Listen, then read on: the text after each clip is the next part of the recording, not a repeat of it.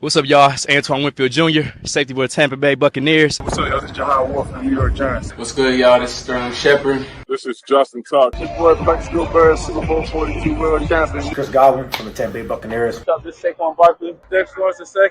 Yo, this is Mike Evans with the Tampa Bay Bucks. And we about to go live on Flag on the Play.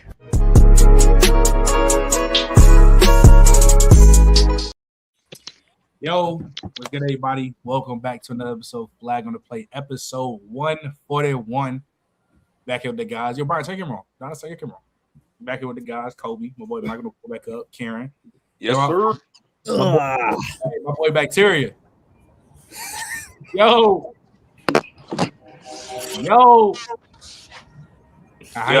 Let me wash it, bro. Let me wash the bacteria away. Do it again. All right. We're not doing Let me wash the bacteria away, bro.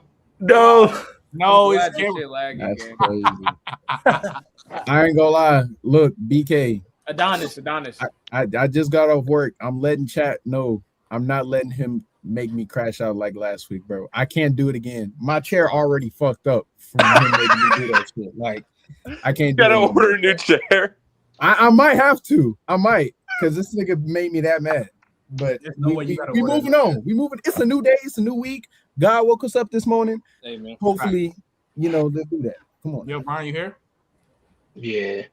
Listen, you can turn your camera, okay? I think Brian a little teary-eyed because that boy Josh Jacobs gonna miss the season. Yeah, Brian, ain't gonna lie. Yeah. Fuck all of y'all. Wow. I ain't gonna lie. That's how I'm feeling right now. Off the muscle, bro. Think this a joke ain't matter. He might be done though.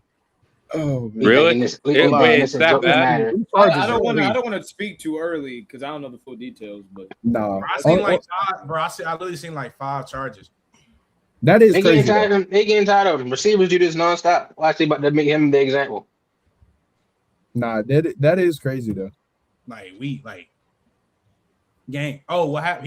He just got arrested for domestic violence charges. Like That nigga better not have been crashing out on Ash Cash. I swear to God. It's like I 5 swear to God. It's literally like 5 counts, bro. She better not be the person that he crashed out on. I It's swear. like 5 counts. It's literally like 5 counts. That's crazy. 5. Yeah. What happened when that Instagram statement dropped? You know that Instagram statement coming soon. He said he denied all of it. So yeah. You said he denied all shit? yeah. Let me just pull it up for everybody because I know this just It Statement said he denied all of it it. says strangulation and suffocation. Yeah. We just seen Diggs go through something like so. Yeah, but that Strangulation, suffocation. No. Yeah. Does this change a lot for the Packers? Yes, the niggas. Yeah. Yes. hell yeah, I say a lot for the Packers. Okay. Yeah. Nigga Halloween done. Their backup running back Nigga Halloween done, and your team made a run, and you was happy with RJ Harvey as your running back. Like, watch out, bro. What are you talking about? We can easily replace him. We made the AFC Championship. Look, Chad, look. Look at this. He got charged with arrested this morning on 5 charges: battery / domestic abuse, criminal damage to property, domestic abuse, disorderly conduct / domestic abuse, strangulation, and suffocation. I just want to find out if it was her. That's all I wanted. That's all. No.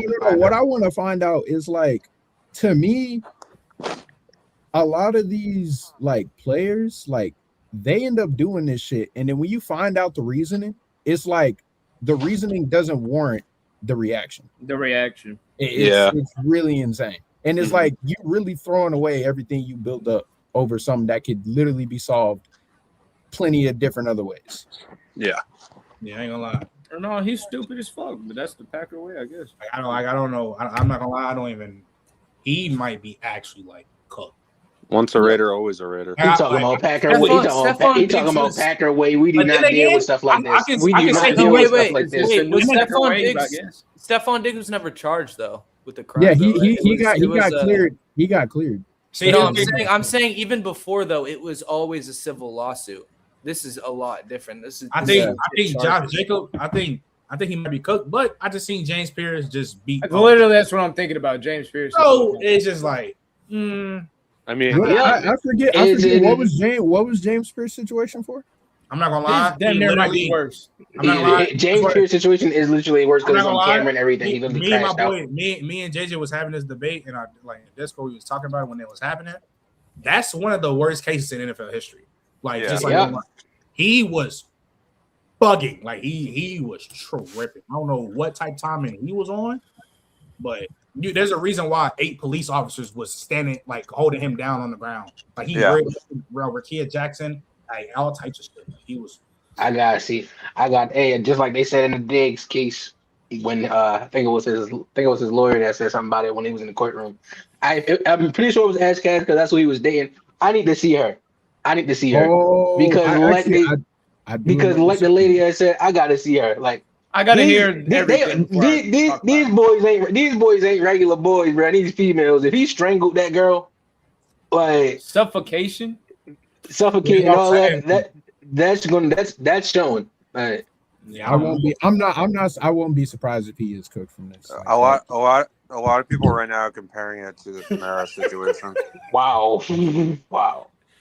You know, rather he beats that's it. Not No, even funny, bro. it's just bad. Rather he beats this or not, he most likely done. And that's the one thing I hate about like that's a crazy comment. That's the one thing I hate about defamation of character. Like in a situation where it don't be true or something like that, it don't matter if it's true or not. Once the allegation get put on players, it's raps. And I ain't gonna lie, I know a lot of people are gonna just like trace this just to generalizing like football players and like them like when they get like young players get their money and stuff, they just don't know how to factor in like control and whatever the hell they're doing. I know they gonna run with this shit, and it's just like it's really a small percentage because not all of them are doing this, but it's gonna be not glorified. I say like it's gonna be like put everywhere, and everybody's just gonna like hop on that shit like real bad. I'm not rich, so I can only speak on it about so much, but these athletes generally be killing me, bro. Like why do y'all keep messing with the same girls? Like all of y'all, like I just don't understand. There's no situation where what he did, if it's like allegedly what he did, is necessary. That's what I'm saying. And I'm saying for the female that he's dealing with, like it's a history with her that I'm saying with, though, like it's been things that she said, like with Sharif Cooper, it was things, but she was lying about him. And I'm like, there's just so many things with a person specifically I'm referring to. That's the thing. We won't know the true like in and outs of this lawsuit and or the charges that are being dropped until he gets into court. So for me, it's like hard to comment on the situation at all because it's so serious. But when it comes to the Packers specifically, I'm not saying Josh Jacobs to me the last 2 years has declined a little bit. He's still a very good running back to me. But for the Packers, I think he's a very important player for what they do. This is a team that's not going to kill you in the pass attack. They need a consistent run offense to get you 3 or 4 yards on a first and second down in order to move the chains consistently. So RJ Harvey could fill that void for sure. But I think that like we shouldn't understate how valuable Josh Jacobs is even now with his declining athleticism. Yeah, even last year, he was important to that team. So it's going to be a big hit for them. Well, I think he was dealing with injury half of the season, and when he decided to get the ball, like Josh Jacobs literally still had his way with people. Like he was still a top running back even with injuries. He was hurt the whole season. The thing about Josh Jacobs, he's always been hurt. Like yeah, I just think like with the Packers, it's obviously a big blow. Maybe Marshawn Lloyd can fill the role because he did have a lot of games last year. He's not going to be RB1 week 1. Fries in the back. He might as well get out of his brain now. He's not going to be running back. Yo, what I Who do you think it will be, Brian? Donnie, let me show we're you. going to go get somebody. Yeah, it ain't going to be him. Donnie, let me show you my screen. What about the rookie? Donnie, what's your thoughts about this? B.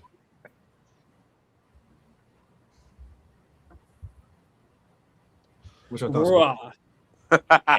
He didn't even know. Yeah, neither did I, honestly. I mean, this shit just came out. Donnie, did you just wake up? No, I didn't. I was out doing an interview with my new job. What do I think about that? Yeah, he got charged on 5 counts. I mean, let's talk from a football perspective. Look at him, pull it up, chat. What's good, Swiper? What's good? Let's talk about it from a football perspective. Josh Jacobs, top 10 running back in the league, has been consistent whenever he's had an offensive line in front of him. The Packers have done a good job at developing offensive linemen over the past year, even with questionable draft decisions. I don't know. They're Green Bay. They do it every year. But, yeah, I mean, a loss like that would be huge, and they don't really have a guy behind him right now that they necessarily trust. It's not like a couple years ago when they had A.J. Dillon, and it's like, oh, we can give him some carries and feel comfortable. Like, if you was Josh Jacobs, that's a bona fide top 10 running back that's just essentially gone. You're going to have to rely more on Jordan Love winning from the pocket. Play actions are going to be kind of gone because you don't really have that threat in the backfield. So, shoot, if they lose a guy like that, I think that changes a lot. Like, I know people say running backs aren't valuable, but I think we all know if you can have that top 10 guy, that can completely change an offense. So, dude, if he don't play, that Packers offense becomes a little bit more predictable, especially with the wide receivers aren't the best either. Like, we had high expectations for Matthew Golden, and he wasn't great. He's dealt with injuries, but I don't know, man. No Josh Jacobs. That's a problem. And It's also, definitely important. Not to mention the Matthew Golden situation happens to every receiver that comes through. Not to mention also Tucker Kraft, who coming at off of one point was playing arguably like the best tight end in football. Bro, he just tore his ACL. Yeah, like So I don't know. So Swiper was good. I say I don't know if you just seen. I'm gonna share my screen. My man Josh Jacobs got arrested on 5 counts of domestic violence. Well, he is an NFL player. He'll get away with it. They always do. Chill. But Swiper, legitimately. What's your main thoughts? Donnie. James Pierce exists, guys. Focused on. James Pierce exists, guys. He got booked for battery, criminal damage to property, disorderly conduct, strangulation and suffocation, and intimidation of a victim. I doubt that if he's found guilty for those things that he plays another down. Yeah, he's not. Those if he gets found guilty, he's done. It's so hard to comment on the situation. It's a chance, even if he's not found guilty, that he sees another down. Go ahead, Swiper. PDA for people that are, or just just for people to be aware. Just strangulation is the next closest thing to what happens when people usually lose their lives in domestic violence situations. So that's like the last step towards that. So if that is happening statistically, like if he's done that, I'm saying if this is obviously if the alleged allegations are true, if he did that, then this is somebody that obviously has a history of violence, let alone, and then we'll see what happens. Going forward and all that kind of stuff. Because the NFL obviously is in the whole situation, with, as somebody said, with the James Pierce situation. But Rakia voluntarily dropped the charges, and that obviously is not a straightforward domestic violence situation in the same way. So if he indeed did this, and obviously if this person is somebody that he knows and is in his house, then this is a very dangerous situation. So they will deal with that accordingly. But I don't know. Like I said, we just found out an hour ago. Yeah. Riddell, what's good? What's your thoughts about this whole Josh Jacobs thing? I don't have a lot of thoughts because it's just not something I looked into. When I did see it on my notification on my sleeper app, I was like, "Yo, the NFL is going through it these last couple of weeks, huh?" In terms of all the news coverage that's taking place with all these NFL players. So this is pretty crazy. I'm curious to see how the Packers respond. If he is found guilty, definitely lock him up. But yeah, no real thoughts until more information comes out. All right, bet. Moving on. We're talking about this season. This is way too early, but we gotta start off toxic. We always start off toxic. No ifs, ands, no buts. So Swiper, I'm gonna start off with you. Who do you think is the most overrated player coming into the 2026 NFL season? Overrated player. Mm-hmm. Could be anybody.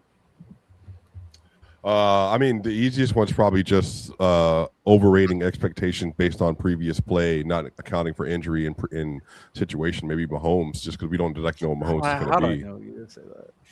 Yeah, but that's probably the easiest one. He's not overrated, but I think people are expecting too much from him off an ACL injury. So maybe that's the best answer I can give you. Yeah, they're expecting. Yeah, they are. They are expecting him to be Patrick Mahomes off the ACL injury. Yep. Well, it's not only the ACL. Didn't he tear his PCL as well? Yeah, it was bad. It was a bad injury. It was a really bad injury. Yeah. I'm unsure who you're talking with, but to be fair, if there are people saying that he's going to return to normal, then that's crazy. I've also heard the other side where people are expecting this to be a down year for the Kansas City Chiefs. for obvious reasons. So that's my expectation if Mahomes is not healthy. And if Mahomes does come on the field, I will be concerned. But Can I ask all y'all a question? Why is it that I understand why, but why is it that when somebody tears their ACL, it's like people look like the majority of the public carry like a 99% rate, like they're just like gonna be like they're just never gonna recover. Well, I think. I don't think it's that they're It's never not. gonna It's not recover. about him not recovering. It's just about him struggling with an injury early on when he comes back.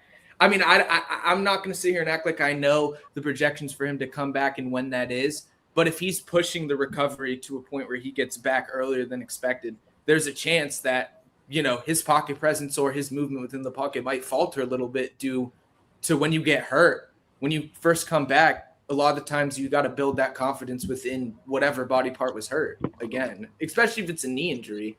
And like Mahomes is the type of guy that takes those chances in the pocket and is very decisive in how he moves. So I think people are not taking it as serious because like ACLs injuries, like treatment has like advanced so far, even like 10 years ago. So like people are just expecting like these guys, regardless like how serious it is, that he's going to be the same Patrick Mahomes that he was before the injury. So I was going to say, I agree. I mean, with as you're Kieran. supposed to. It's quite the opposite. I think it's quite the opposite of what you're saying, B. I think you're saying that we think guys are never going to come back the same.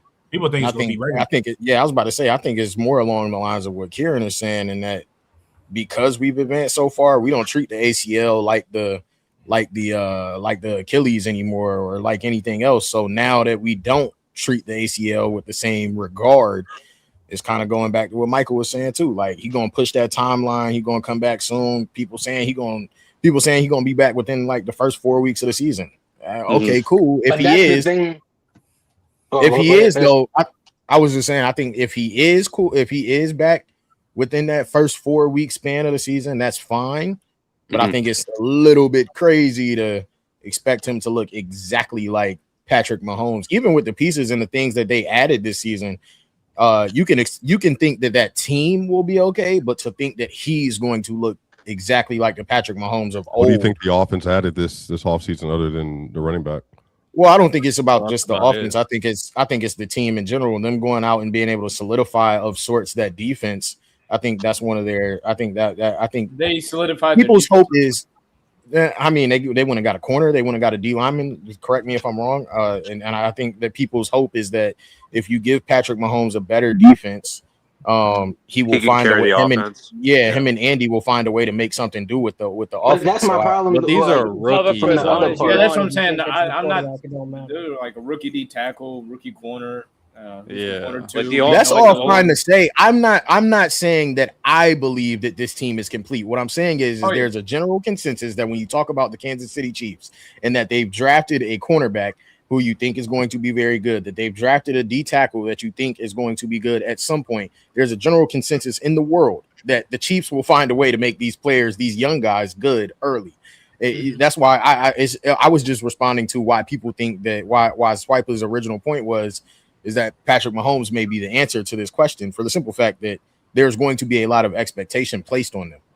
So do y'all think that it's time? Like, do y'all think that it's time for people to like realize like maybe coming back in 8 to 9 months from a torn ACL isn't coming back super fast at this point. Maybe it's the simple fact that the body has been able to do that. Technology simply has been lacking, and now we're seeing technology improving over time and rehab and everything getting better to where as though 8 to 9 months really can be like a regular time period to recover from a torn ACL. Like guys like Tatum and those guys come back. No, for the simple fact that we've seen it happen. Tatum is one of the first ones that we've seen come back and actually look somewhat similar to himself. When you look at guys that come back, even though they come back early or faster or just in a year time span or whatever the case may be, they still don't look like themselves. Even if they're out there playing and they're on the field and they play through and get through the whole season, they still don't look like they look like a shell of themselves. Even if just they're on you the don't field. put up the same numbers. If you turn on the tape, it's a lot of guys that actually move better or the same just because their numbers don't look the same. When you watch how they move,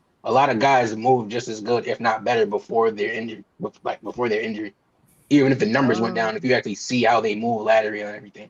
I mean, I'm I just think afraid say that for the him. other way. It depends on the players. Yeah, Like, I'm afraid for him because his play style is a little bit predicated off of his legs and his movement as well. And the O-line over there has been great for a couple of years. So that's another big thing for me. Like, he uses his legs a decent amount if you watch the Chiefs. So, I mean, that's why. Especially because they're weapons. I mean, Rashee Rice is good, but we know what's up with him. Travis Kelce's continuing to decline. Like, if you're going to want him to sit in the pocket more and not use his legs as much, you're going to need guys to get open in short and intermediate fast. No, that receiving core is ass. I don't know why people. That's what I mean. So it's like if he comes back and the receiving core is the same as it was last year or the year before, or worse, he's going to have to use his legs. Yeah, because that's what he does. Yeah, that's just what he does. He always uses his legs. I think when Swiper said that, I think Swiper agrees that they might be giving him too much expectations. But I think it's more reason that because I know if y'all watch press box, I know some players' choice. Swiper has a hard feeling how he feels about Patrick Mahomes these past 2 years. So I think it's just more to the expectations than just him just being overrated. I think the expectation. I'll give Swiper a little benefit of the doubt because at the very least, when it comes down to the Chiefs, one thing that it does dawn on me that is kind of weird with the team is considering Mahomes is the most important asset arguably they've ever had, and their decision to get a older running back with Kenneth Walker. Kenneth Walker is not a young running back at all, and Travis Kelce is going to come back for one more year. It seems like the organization is expecting Mahomes to come back. So with that situation, since they know Mahomes better than anybody else, and he's such an important asset, I can understand that will give fans some hope that Mahomes will come back. Because otherwise, if he's not coming back and you pick up Kenneth Walker and Travis is coming back for one more year, then that makes no sense. What do we mean by running? Hold on, real quick. I knew B was about. Hey, no, go ahead and let B get it off, bro. He about to get on this Kenneth Walker thing, bro. We don't do no K9 disrespect. What do we mean by they were older? Like, I could have swore K9 is younger than what they just had there. Nah, K9 young. That's not the point. K9 is stupid young. K9 like 20. How old is he? He just turned 25. And he obviously upgraded from Pacheco because he dirt. And nigga just look old, bro. He got a ball head and everybody convinced him. With a couple wringles up top. Yeah, K9, he's cool. He's cool. Right? It'll just depend. I mean, Kenneth Walker. Maybe saying older was the wrong terminology. It's more so that this guy already has injury issues, and when it comes down to the running back lifespan, it does not typically go that long. It doesn't typically go into the 30s. Like Derrick Henry is an anomaly in every sense of the word. So when it comes down to Kenneth Walker, you're hoping that he will be able to stay healthy and retain his health moving forward. That's a lot to ask for a running back. There's also a chance. I was about to say, and then if one of the years of his first year is Patrick Mahomes injured, then you're wasting one of the years of this running back who's already seasoned and who's not like a young talent, like a rookie deal type running back. Yeah, but I think there's a difference in what you're saying. I think there's a difference in what you're saying between K9, who's 25, and when you talk about running back lifespan. If the deal is only 3 years, I think he can make it to 28. Now, the injuries part definitely plays a factor, but we're not talking about a guy who we're arguing is still young and he's 28 going on 31. We're talking about 25 going on 28. I think those two are different. So, like, when you talk about like Derrick Henry being an anomaly, okay, cool, because Derrick Henry is playing well into his 30s at this point, but he's not close to 30 at this point. He still has the back end of what you would call his running back lifespan. With all his injuries, it's hard to say that is the case. You can't discount it. You can't remove that from the conversation. And a lot of the running back talents that we're seeing nowadays, the prime time to have these running backs is on their rookie contracts. Unless you are an extraordinary talent like a CMC, Saquon, or a Derrick Henry. So when it comes to K9, he is going on his later years, plus the injury issues, and potentially no Mahomes for the first year of his contract. At that point, what's his value? Well, he has a lot of value to simply being able to hand the ball off to a positive player and then them being able to grind the game out for you and Mahomes not having to do everything or lead the team in rushing again. That's a big deal. And I think that's a part of the reason they signed him in the first place. It doesn't mean he's going to be perfect, but just from a game script standpoint, you have another option that, and this is where I'm saying the Mahomes thing might be overrated. They don't have, like, Rashee Rice might not be there. Like, y'all realize he's currently he's in jail rehabbing a knee injury. Exactly. And a surgery. So what if what if they just don't bring him back? What if he has another run-in with the law? What if he's not medically ready? Because again, unfortunately, he made a mistake, which is smoking weed on probation. And then if you violate your probation, no matter what, he had to serve 30 days regardless at some point. But now he has to serve 30 days in jail while rehabbing a knee injury. So what if he's not fully healthy next year? So now you're going into with Xavier Worthy and Thornton and then old Travis Kelce. And then that's what I'm saying. Like, I don't know what, even to be fair to Mahomes, if Mahomes has been already dealing with deficient roster issues the last 2 years and been mid, what is it going to look like with deficient roster issues again, plus injury is what I'm saying. I think that's a separation when you get to guys of Mahomes' stature, though, when you look at history, like I think that the one thing about having pieces as receivers, I understand all the quarterbacks need pieces.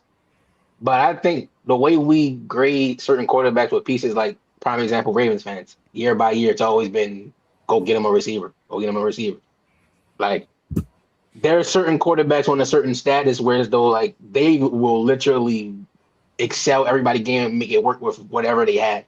I think Patrick Mahomes, like, it's not going to be as good out there, but I feel as though Mahomes is going to make it work regardless of what they give him out there. That's really what does make it work mean? I don't believe that because we just saw it this year and the year before. Like, he didn't make it work last year. But it's also like you've seen, especially the last 2 or 3 years in the playoff run, and I don't even necessarily agree with like like the whole take about Mahomes being overrated in general. I don't want to get into that conversation because I'm not trying to like bring this out, but I still think when you look at Mahomes, like the last couple years in the playoffs, it was kind of just like eking out games with him making like an insane 1 or 2 plays in the game and then not making any mistakes really. And then the defense would find a way to hold the team to 20 points and they'd win. And the more you keep doing that, the more you're going to run into an all-time defense. Like, let's say they let's say they made the playoffs last year and went against the Texans again. Like, there's a chance they could have won that game because CJ Stroud sucks. But that defense is so good. Like, eventually you're going to get to the playoffs and you're going to run into a defense like that without the talent on the outside. And it doesn't matter what weapons you have. We saw it with Brady. What was it, 09 or 10 against the Ravens when they got beat by 40 or something? And it was like he had 2 interceptions by the half. Like, it doesn't matter how good you are. If you don't have weapons around you, you're cooked. But the one thing I want to say, though, is I think Riddell's underselling K9 a little bit. I think when K9 is healthy, he's a top 10 running back. He's what I'm saying. No, I'm not trying to go at you. I'm just saying. No, I know. I'm not saying Kenneth Walker's a bad running back. I'm there where he's like a top 10 caliber running back. I've been there for a while. My biggest thing is that when you have a running back like him, plus the injury issues, and you don't have him on the rookie contract where he's like prime early 20s, he is going only up in years, and you potentially don't have him being optimized with Mahomes his first year, then you have 2 other years with a maybe if he stays healthy. It's just a lot of risk. The better scenario, in my opinion, especially since Mahomes may not play his first year, is getting a rookie running back. That's what you probably. I mean, they did. But I do think if K9's healthy though, for like at least 14 games, he's top 10 caliber. I mean, to me, he's top 12 caliber. To me, when he's healthy, he's top 12. To me, when he's healthy, he's in that caliber. Fair. But that's the one thing I think when it comes to impact on the field, if you're a top 12, like having a top 12 running back on the field for 16 games will change the way that your team works. They will effectively be a lot better with him on the field and Mahomes on the field together. But if he gets hurt, then they're absolutely cooked. So why do we treat Patrick Mahomes like this? Why do we treat Patrick Mahomes like this? It's not that I'm treating him. I'm just like no, I'm not talking about you. Like multiple quarterback players and everything. This is a very big problem I have. Like it's like we wait. It's like we be praying for it to happen.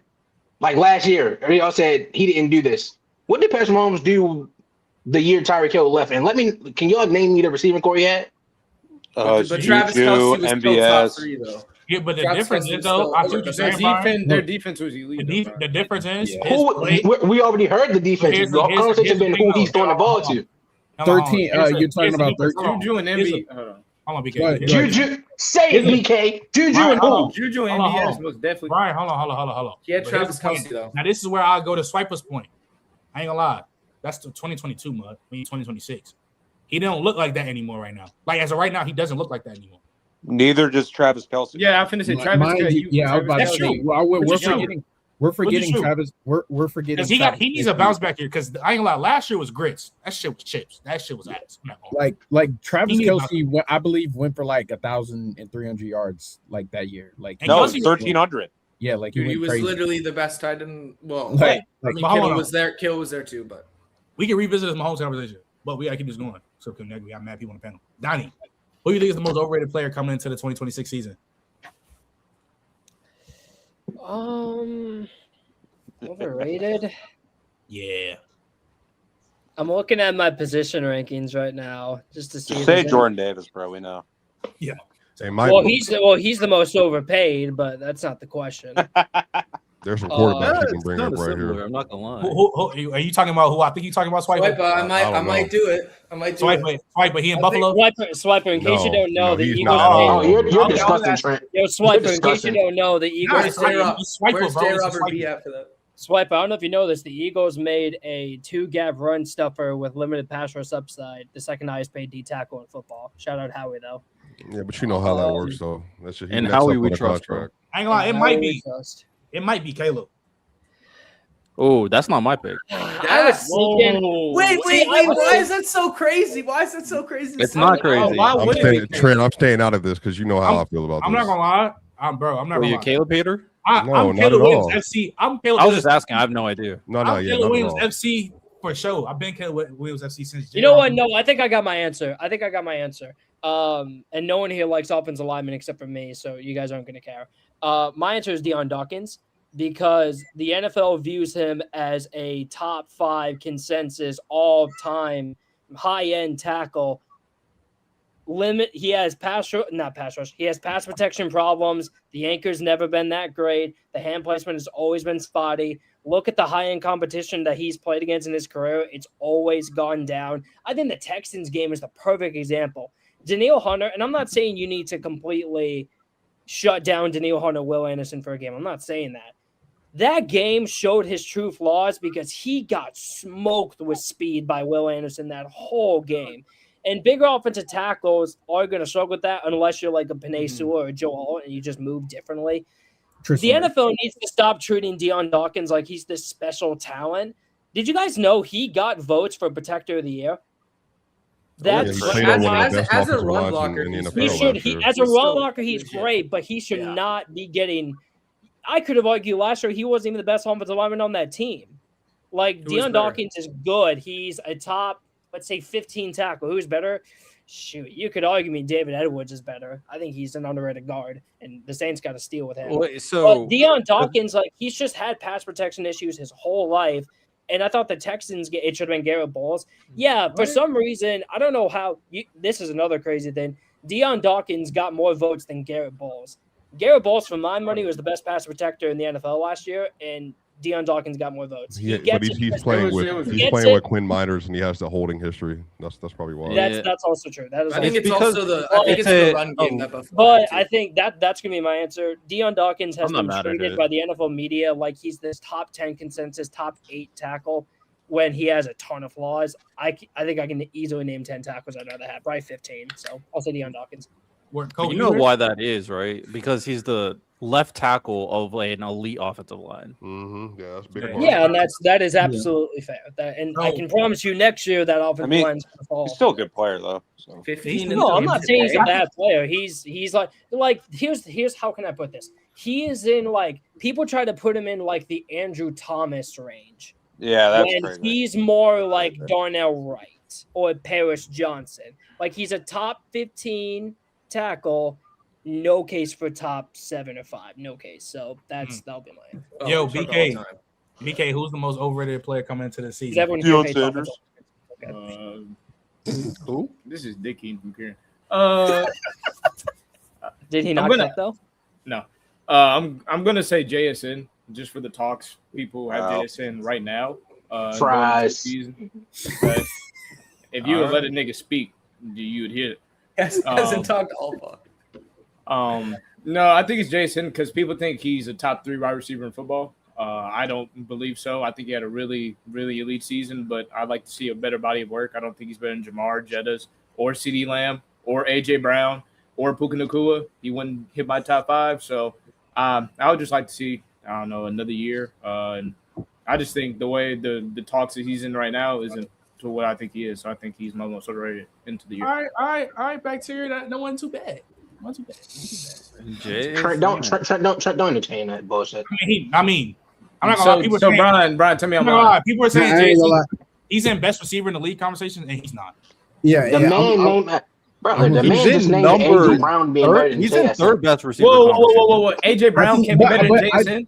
But I think, hold on, wait. But the thing is, and yeah, I can't believe I'm saying this, but BK's kind of right though. Like, I don't see why JSN's over Puka. I personally don't. I think Puka.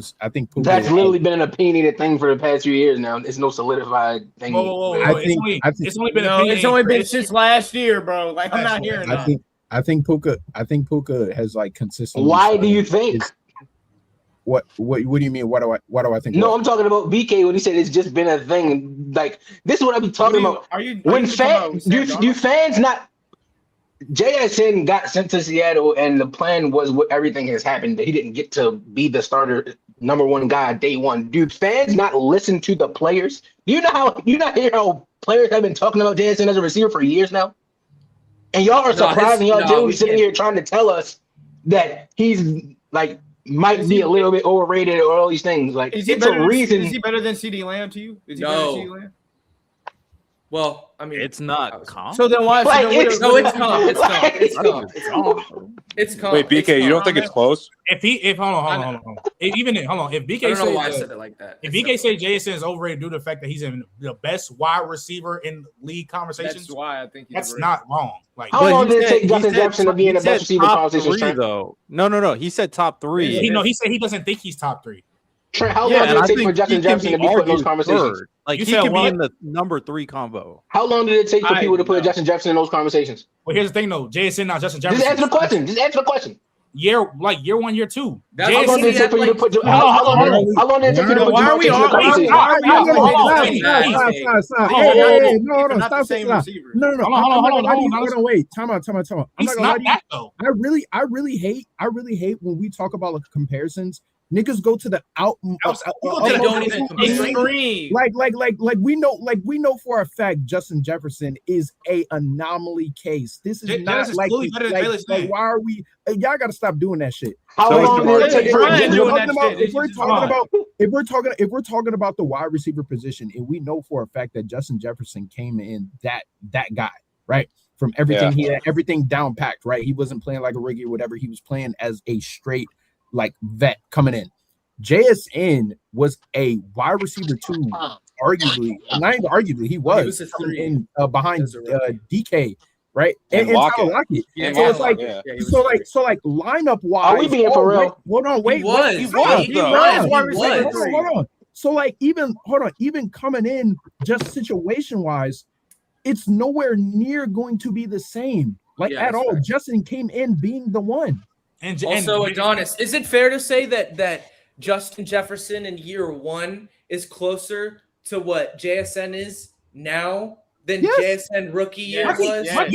Jefferson's rookie year. So, whoa. That's why rookie Jettis is clearly better than JSN now.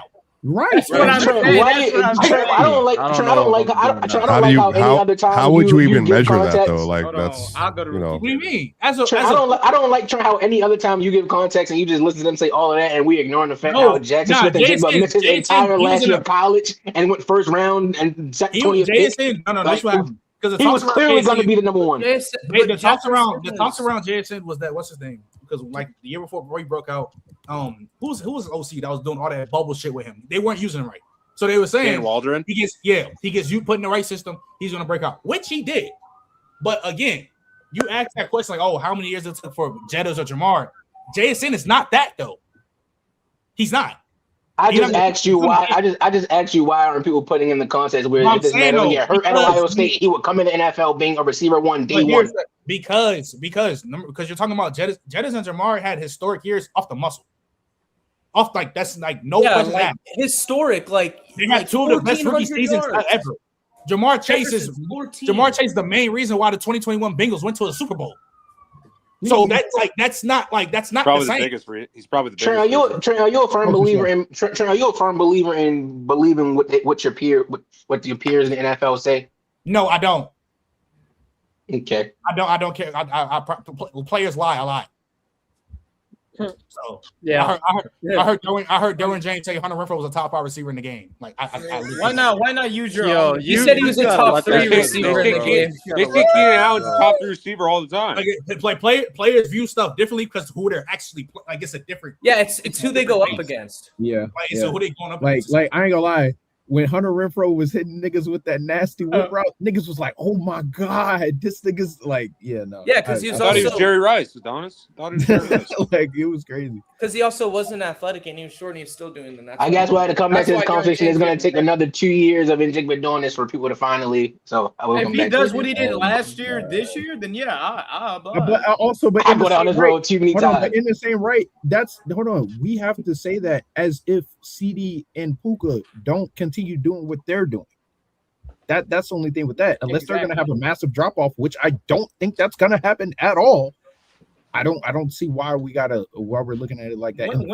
When does JSN ever been better than CD Lamb? I think to me, I don't think Puka. No, it's not like JSN. That, bro. I don't think he gaps JSN. I think he has the edge though. I think overall, I think Puka has better contested catchability and better body control. He's better after the catch too. Yeah, better after the catch too. And I think arguably, I don't know about y'all, like JSN has sick hands, but to me, Puka arguably has some of the best hands in the league right now. Oh yeah, I think Puka has better. Why did y'all just sit here and talk about hands? I think he has top. Why did y'all just sit here and talk about hands? Why did y'all just sit here and talk about hands? And why did you just bring up Puka Nacua and you had to squeeze in CeeDee Lamb and then bring up hands like CeeDee don't lead the league and drop since he got in the league? He didn't. Adonis didn't say CeeDee Lamb. No. Adonis he's had one bad drop here. Hold on, Brian. But it's only been Brian, I ain't gonna lie to you. This is how I know you're listening to argue and not listening to comprehend. Because I literally said, I don't see why we're having this conversation as if JSN is just going to like continue to repeat what he did last year, as if Puka drops are overrated. as if Puka and CD aren't going to continuously elevate themselves in the same right. So, but then I moved to Puka specifically, and I said I have Puka over JSN for these reasons, and somehow you trailed that back to CD Lamb. Come on, bro. But it's also like I don't see why you can just.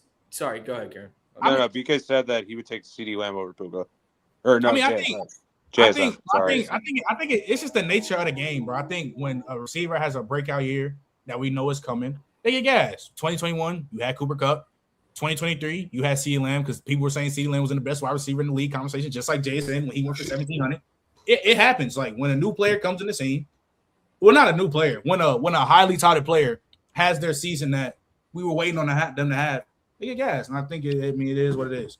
But I feel like that is deserved if you have a historical year like JSN. Like the Cooper Kupp situation, the problem with Cooper Kupp is he got injured and he couldn't continue. JSN, in all intents and purposes, will continue. Yeah, so, I mean, well, yeah, because 23. I do wonder, Brian, if we keeping it consistent, where'd you have Cooper Kupp ranked after 2021? He probably had him the best year in the league. Because he never did, because that wasn't his first. That wasn't his first year in the league. That wasn't his second year in the league. Wasn't none of that shit. Nigga been in the league, and that shit just came out of thin air. I didn't have Cooper. But hold on, let me get to Kobe on this. At 5 forever. Let me get to Kobe on this. Kobe, who do you think is the most overrated player coming into the 2026 season?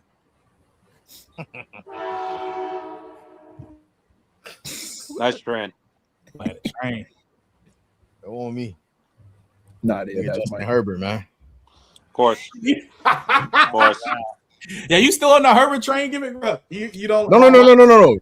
This genuinely don't have no. This genuinely don't have nothing to do with. Talk to people. This genuinely don't have nothing to do with my team, bro. I actually think that Justin Herbert is a talented quarterback, but every year we hear that he need this and he need that and he need this and he need that. I feel like we give Justin Herbert excuses that we don't give a lot of other people, even though he's very talented. Woo, please. So I think he's talented. I think he's good. I think he's gonna put up his numbers. He's gonna play through another hand injury or something like that. Go ahead and put on your jersey, cool, whatever. He gonna play through another injury or 2 or 3 or whatever. He gonna play with a banged up team some more, and they probably gonna lose. And at the end of the season, we're gonna be like, bro, he didn't have the wide receivers, bro. His defense was hurt, bro. His offensive line was bad, bro. This, that, and the third. A top 3 quarterback gets that excuse every single season. I was gonna say that. I was gonna say Herbert. I was gonna say Herbert as well. Bro, my God. I was. No. Hold on. This is why though, because it's exact. I'm also a Cowboys fan for people that don't know. Shout out Kobe, Dallas fans. Let's go. But I seen it like Justin Herbert. How many times are we gonna give him Are we gonna give him excuses for having 2 historically bad playoff games in a row? 2. I get his battle line. I get. And at the end of it, Michael, what they gonna say? Wait. A battle line is an understatement. Johnny, stop. Wait. Because it's not just the offensive line was historically bad too, but in that game he was dog shit. Like he was trash, bro. Like stop. Like okay, we can give context for his performances, but the Texans game he was also trash, bro. And yeah, his receivers weren't getting off, but he was trash.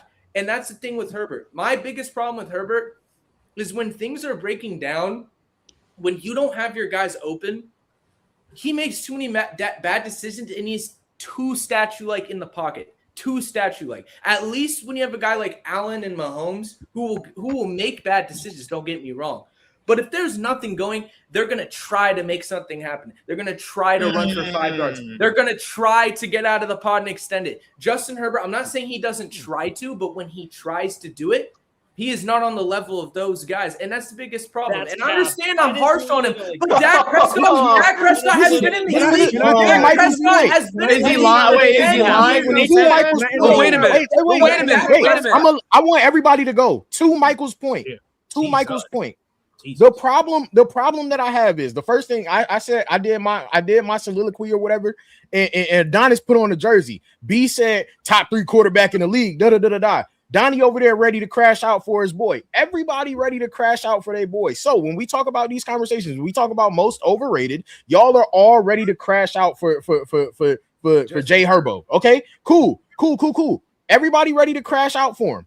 My problem with it is there's going to be an excuse. There is always an excuse. And if y'all want to put him in the same conversation as these other guys, if he's going to be this top 3 quarterback, if he's going to be the best thing since sliced bread with a little slab of butter on it, put it in the oven like at your grandmama's house, if he going to be all of those things, why is he not the Patrick Mahomes that is the riser? When Tyreek Hill left the Chiefs and Travis Kelce had to go for 1,300 and they do what they do in 2022. All of these things happen, right? If he is one of those guys, why isn't he doing the things that those guys that you are saying that he's in the same tier as the Allens and the Burrows and the Mahomes and the Jacksons? Why isn't he one of those guys? Why isn't he doing what they do? That's all I want to know.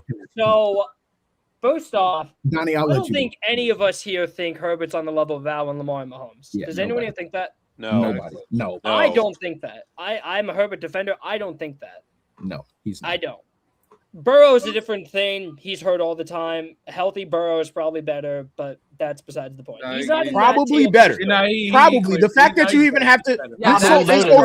This goes back to my point. The fact that you had to even question whether Burrow was right. Hold on, BK. Hold on, Brian. The fact that this goes to my point. Exactly to my point. Thank you for saying what you just said, Donnie. The fact that we even had to say probably better, a healthy Burrow, probably better. Probably better than who? Burrow's just not healthy that much. But that's what I'm saying, though. You guys I think you'll be healthy. What is I what is Bro, going on? how many jerseys you got? How we got a John is your bandwagon. That's what you are. You're a bandwagon. That's crazy. Trent, can I say something about Herbert? Trent, can I go? If I ask Donnie the same question. Real quick. Riddell, go ahead. Okay. So me and Trent know each other for a long time. And he knows that I was probably the originator of telling the truth about Justin Herbert and how people were putting him in conversation he didn't belong. With that said, since I've been on that train for years, and now everybody's like, yo, you're right. I don't think he's overrated coming into the season. I don't believe that. So here's my biggest point when it comes down to it. Everybody's, now that they know he shouldn't be put on certain conversations, I do think people are kind of dragging it a little bit with Herbert. Mm-hmm. And I think if I can say that he has the potential, I'm not saying he will, but he has the potential to come into the season with a new offensive coordinator, with the pieces, maybe a healthy Omarion Hampton, and potentially could be an MVP candidate, I don't think you could say he's overrated. So that's my biggest thing for Herbert. I do expect an elite season this year. And because I think that, and because people, for the most part, have returned to the norm regarding Herbert, and now for the most part, don't put him in crazy conversations, he can be an elite quarterback. Yes. He can be one of the best. And this could be his first time playing good in the playoffs. Why don't y'all get real quick? Hold on. Now, real quick. And I want to add to that. I agree with what he said 100%. And also, when we talk about this, again, I don't understand why we say, like, at a point when we're talking about this season, nobody thinks he's on Patrick Mahomes and Joe Burrows and Josh Allen, Lamar. Nobody is thinking that, right? However, do people still put him like top 7 and stuff, maybe top 10? Okay, yeah, sure, right? But there is a reason for that. I think the fact of the matter is this. You ask the question, why isn't he doing X, Y, and Z following these players? Well, one, we just established he's not Patrick Mahomes or any of them. So that's the first reason. 2, the amount of bad luck that has just happened to him is we haven't seen that like this year. He lost both tackles. Not only that, he also was dealing with hand injuries in the very same season. I'm not gonna lie to you. That rolling your eyes bullshit that y'all do, talking about, oh my God, he lost 2 all-pro tackles. Hold on. I'm not gonna lie to you. When niggas start rolling their eyes when they hear the truth, that's when you know it's bullshit. Because there's no reason we're gonna sit here and act like that's just normal for somebody of that talented to still play as well as he could in that situation. Nobody is sitting here and saying, oh, he can literally like carry a team on his back, because obviously we know that he is not built for that yet. But what we are saying is, like, when we criticize him, let's be realistic. What we call excuses is the same thing that we will call anything else. We calling it how it is. This nigga lost both fucking tackles. We've all seen what quarterbacks look like when their entire blind side is pretty much cooked for them. It ain't good. So let alone quarterbacks. Let alone without it, Don. He says a bottom 3 interior. Like I'm and again, bro. And the reason, and I'll even say this for Joe Burrow, right? The reason why Joe Burrow, even with his horrible old line and how we were able to do as good as he is because, yes, his improvisation, but also because he had wide receivers like Jamar Chase and T. Higgins to help him out, to give him that separation, right? Justin didn't have that. Not to mention, do we take into the consideration when we talk about Patrick Mahomes and his shit? He has brilliant minds. Wait, Justin didn't have what? He didn't have the receivers like Joe. He didn't have the receivers. He didn't have, but he still had some damn good receivers. I said, hold on, wait. I said he didn't have. I said he didn't have receivers that created consistent Keenan separation. Allen in the big 2026. That's what I said. Come on, man. What the fuck are we talking about? But he's talking about Justin Herbert. Whoa. Hey, Donnie, we're not talking about 2026, my nigga. We're talking about years prior. I'm not gonna lie. When Herbert has. I'm talking about now. I'm rolling my eyes. Herbert's receivers have never been amazing. They've either been like league average or above league average. They've never been elite. They've just When the fuck has Keenan Allen has been above league average? Keenan Allen's good, but was Keenan Allen when Herbert had Mike Williams just above league average? Whoa, Donnie, you're when Herbert had Keenan Allen, like Keenan Allen. When he had Keenan Allen and a healthy Mike Will, that's not the healthy Mike Will for 1 year. And by the way, guess what? That was his best season. What a shocker! Mind you. Mind you, when we talk about coaching, he just got Jim Harbaugh, and this nigga had Brandon Staley for what, 3 years? And Anthony Lynn. Isn't this his third year for having Harbaugh? Mind you, by the way,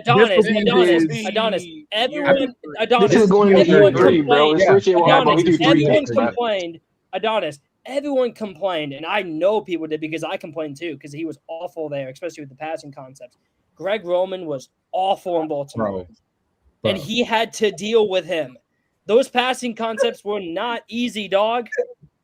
And I'm gonna say, Justin Herbert is Dak Prescott with better arm talent, and he's more athletic. That's basically what he is. That's why. So he's a better version. In my opinion, he's not. He has better. He might have better arm talent. No. He might have better arm talent. That's what the discourse is. He might have better arm talent. He might be more athletic, but at the end of the day, they do the same thing. They have good regular season. Like I pray years, to God, and then they fold them. I pray to the but man in the sky that's that Dak problem, never Donnie. gets an offensive line that Herbert has dealt with. I pray to the man in the sky. That's the problem, Donnie. He don't get an O-line like that. Is that like I pray he don't get an offensive coordinator like Greg Roman. The reason why I pray that Justin Herbert could get CD Lamb and listen to this, dude. I pray. I ain't gonna lie. He's still going to fail. I'm gonna be honest. This is the last thing I want to say. The reason why Justin Herbert could just have one of those guys. Okay. Just one of those guys. The reason why Justin Herbert is overrated is because when Kobe asked Donnie if Burrow was better than him, he had to pause and wait. That to me just shows that doesn't make it okay. Donnie was wrong. There's no reason why you should say that. I'm not gonna lie to you. All I said was Burrow is hurt a lot. That's all I said. But he's better. No. You genuinely said probably better. You questioned it. Hurt a lot. That's why I'm not gonna lie to you. When are we talking about injured quarterbacks? We're talking about them at their best. I truly feel like we like being semantical. Like we know damn well Donnie using one word as in probably. Yeah, like and what this is like why I don't know why. Here's the thing. Here's the thing. Like, come on, bro. Here's what happened. That's nasty. That's nasty. Now we're baby niggas up here. We all grown men. Come on. Yo, Adonis, you Davis McLean? Like, come on, bro. Come on, bro. Like, this nigga trying to beat cases for Donnie. You said that they look too deep into some of the words that they actually use crazy. Nigga tried to discredit the own words that this man used to make this point. No. But hold on. I'm not gonna lie to you. Hyper focusing on one word and not listening. It's not hyper focusing. Yes, what you're missing is. What you're missing is the problem is you're trying to boil it. But Kobe, he just agreed multiple times. After I said it and multiple other people said it, that he is not in the leagues of the quarterbacks like Burrow and Mahomes. No, he literally agreed multiple times. So that's why I'm saying, why are we going back to that when he already? When you use that word, you gotta decide. You can't use the word probably. I'm sorry that you used your word choice. I took literally your word choice. Brother, Adonis, come on, hold on. Since y'all focus so much on one word. He's not in that tier one with those guys. I think he's in that next Donnie, tier. Cool. Okay, cool, Donnie. Whatever. Stop focusing on that one word. Okay, cool, Donnie. Adonis, here's the point. The point is this. While I focused on Donnie's one word, the problem is if we boil it down to just this podcast, Flag on the Play specifically, and we say and only y'all were saying, if we were saying like, oh, the guys on Flag on the Play said that he's not in that same category, we would be fine. The problem is it's an overarching question. Who's the most overrated player coming into this season? And the general consensus about Justin Herbert, either there is no middle ground on Justin Herbert. Either you're all the way there and you think that he's one of those guys, or you don't think that. There's no middle ground. When you listen to talks about Justin Herbert outside of flag on the play, outside of this little 5-minute conversation that we just had, there are people, and a lot of them for that fact, that genuinely believe that Justin Herbert is one of those guys. And so when I answered the question, and then Donnie proceeded to say probably, did I harp on that one word? Yes, because it made the point that I was trying to make. And there's a lot of people that believe that. You can if I'm wrong, if I'm lying, I'm flying. Tell me I'm wrong. Okay. Last statement so we can move on. Okay, so I'll say this then. I agree with that sentiment, right? Over the overall like football like space, people are very much divisive. It's either you're there or you're not. I agree. But what I'm saying is, yes, to the overarching question, but in the direct confrontation we were just having with Donnie, me, you, and Michael, we understood that multiple times he had stated, I don't think he's about that level. That's why I was saying, okay, we keep harping back to this when we could just move on from this because he's already conceded that point. That's all I was saying. That's all. Jerry has spoken. He's overrated. Yo, I'm done. I'm gonna just give my. Bro, I can't wait till those tackles are healthy, Adonis, and he got McDaniel now. Bro. The nigga's still gonna lose in the playoffs. If he lose in the playoffs, then what? Is my only point, Donnie. That's my only question. Which is a good question. I'll just say this, just so I can get the clip of myself. I say my most overrated quarterback. I mean, it's really two, but I'll just say one. I think Caleb is getting heavily overrated by the media right now. Like Caleb is cold. When he puts it all together, he's going to be like stamped in them top 5 conversations. But I don't know how you can watch Caleb play this entire year and see that inconsistent play from the entire year and them ups and downs and say he's in the top 7 quarterback range. Like, way too clumsy. It's the reason they had so many comeback wins. Like it's too bad.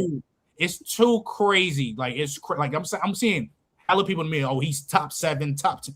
I don't know how you can see the Caleb fans. I got him ranked 11th. I think that's like he's cold. You can have him. Like he's cold. Do not get it twisted. Like, bro, that all I'm telling is disgusting. That's the highest, Donnie. Dude, the Caleb fans are like that. But as of right now, he overrated. I ain't gonna lie. And I've been a Caleb Williams advocate. I don't know how you can say he's a top 10 quarterback. I don't feel like going on the Matthew Stafford soliloquy, but yeah, he in that too.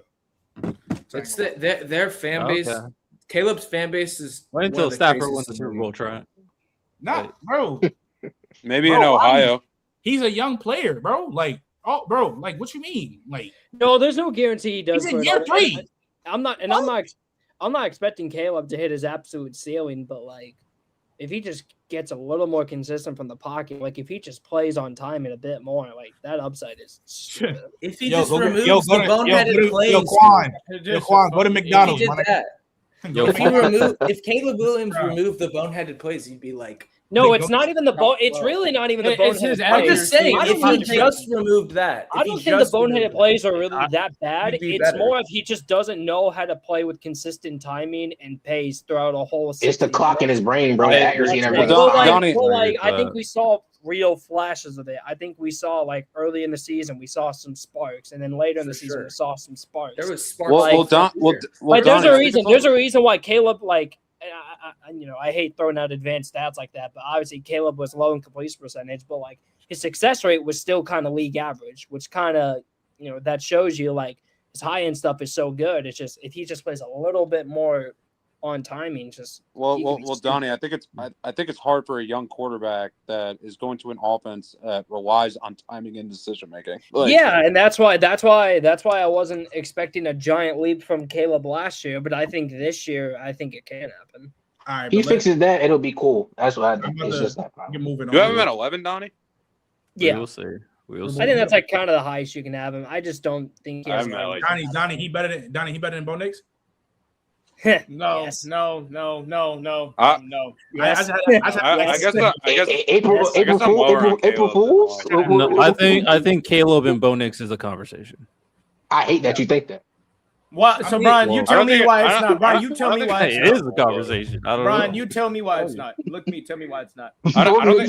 Bo Nix, bro. Bo Nix. Y'all want to talk about? I didn't even give my pick, Trent. That's literally my pick. Wow. That's literally my pick. Wow. Quite literally my pick. Like, bro, like, I don't know what. Well, I can't say I don't know what because clearly he shows a lot of good things. But like, when you start talking about guys like Caleb and those guys, like thinking that he's better than those level of players, like Bo Nix, you want to talk about a guy whose decision making, like his decision making that time, like it's roller coaster central. Like it's just that bad. But when you have a defense of that magnitude, yeah, you can afford to do that sometimes, and it get brushed over. What the fuck? I don't get it. I don't get it. I swear to God, I'll never get it. Never forget the Niggas Raiders get game, one game away from the bowl. He fucks his ankle up, and these are the combos this nigga gets. You talking about you? How far? I mean, you saying all of this? You saying all of this? BK? It's because Number one in the AFC. Number one in the AFC. Let me ask you a question, Brian. It's not because of Bo. Who played better in the playoffs? Hold on. Go ahead. Let me ask you this question. Who played better in the playoffs, Bo Nix or Caleb Williams? Bo Nix, 100%. Bo Nix. No, 1,000%. That's what I was getting at, though. This postseason, where people saying like people made it far and whatnot, how like Patriots, Super Bowl appearance, Drake May, terrible. C.J. Stroud, run because of his defense, terrible. What we had? Who else was it? I just was talking about it. Literally was just talking about it. Overall, the QB play pretty much. The QB play in the playoffs were literally terrible. Defenses. That doesn't discount what Bo did in the Josh playoffs. Allen. He went up against Josh Allen. That doesn't discount his play in his playoff game. I don't get what Nobody brought up his playoff performance individually. BK, we got this in the bonus conversation a little bit later, but we got to continue on because we got to actually talk about some of the shit in the season. So, Giannis, I'm gonna start with you. Who is your breakout player of the in this upcoming season? You said breakout? Breakout. We're doing breakout now. Oh. Damn. Honestly, I could see this might be crazy. I could see DJ Turner breaking out. Our cornerback. I don't know if y'all saw last year, but he had a quiet solid year as a corner. I think when we talk about like man coverage and his ability to like forcing completions, pretty good. Even with guys his size, like that game against the Steelers on prime time, he showed out. He showed his ability to make plays, close in fast. And I think DJ Turner, and when I mean breakout, I'm not saying he's gonna be top 10 or whatever, but I think he could be realized as a true star corner, like overall, like in the league. I think he could be recognized. He'll have some weight to his name. Kobe, breakout player, upcoming season.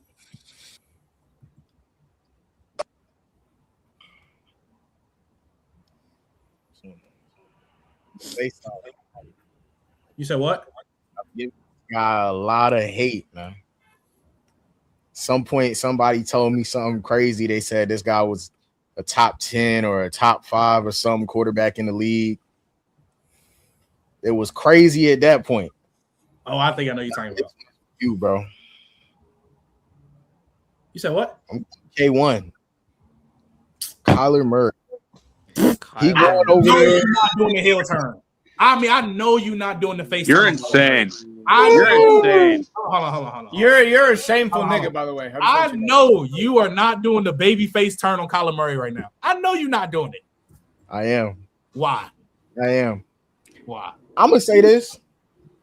This has absolutely nothing to do with Kyler Murray, dog. Wow. The situation to do with Justin Jefferson. Everything to do with Justin Jefferson. Everything to do with the situation. And he's going to the QB whisperer, dog. He's going to the QB whisperer. He's going to Kevin McConnell. I don't know if Kyler Murray will be, the Kyler Murray of old, but can I see him having a good season? Can I see them making the playoffs potentially? Why not? Why not? Will it be some MVP level season? Probably not.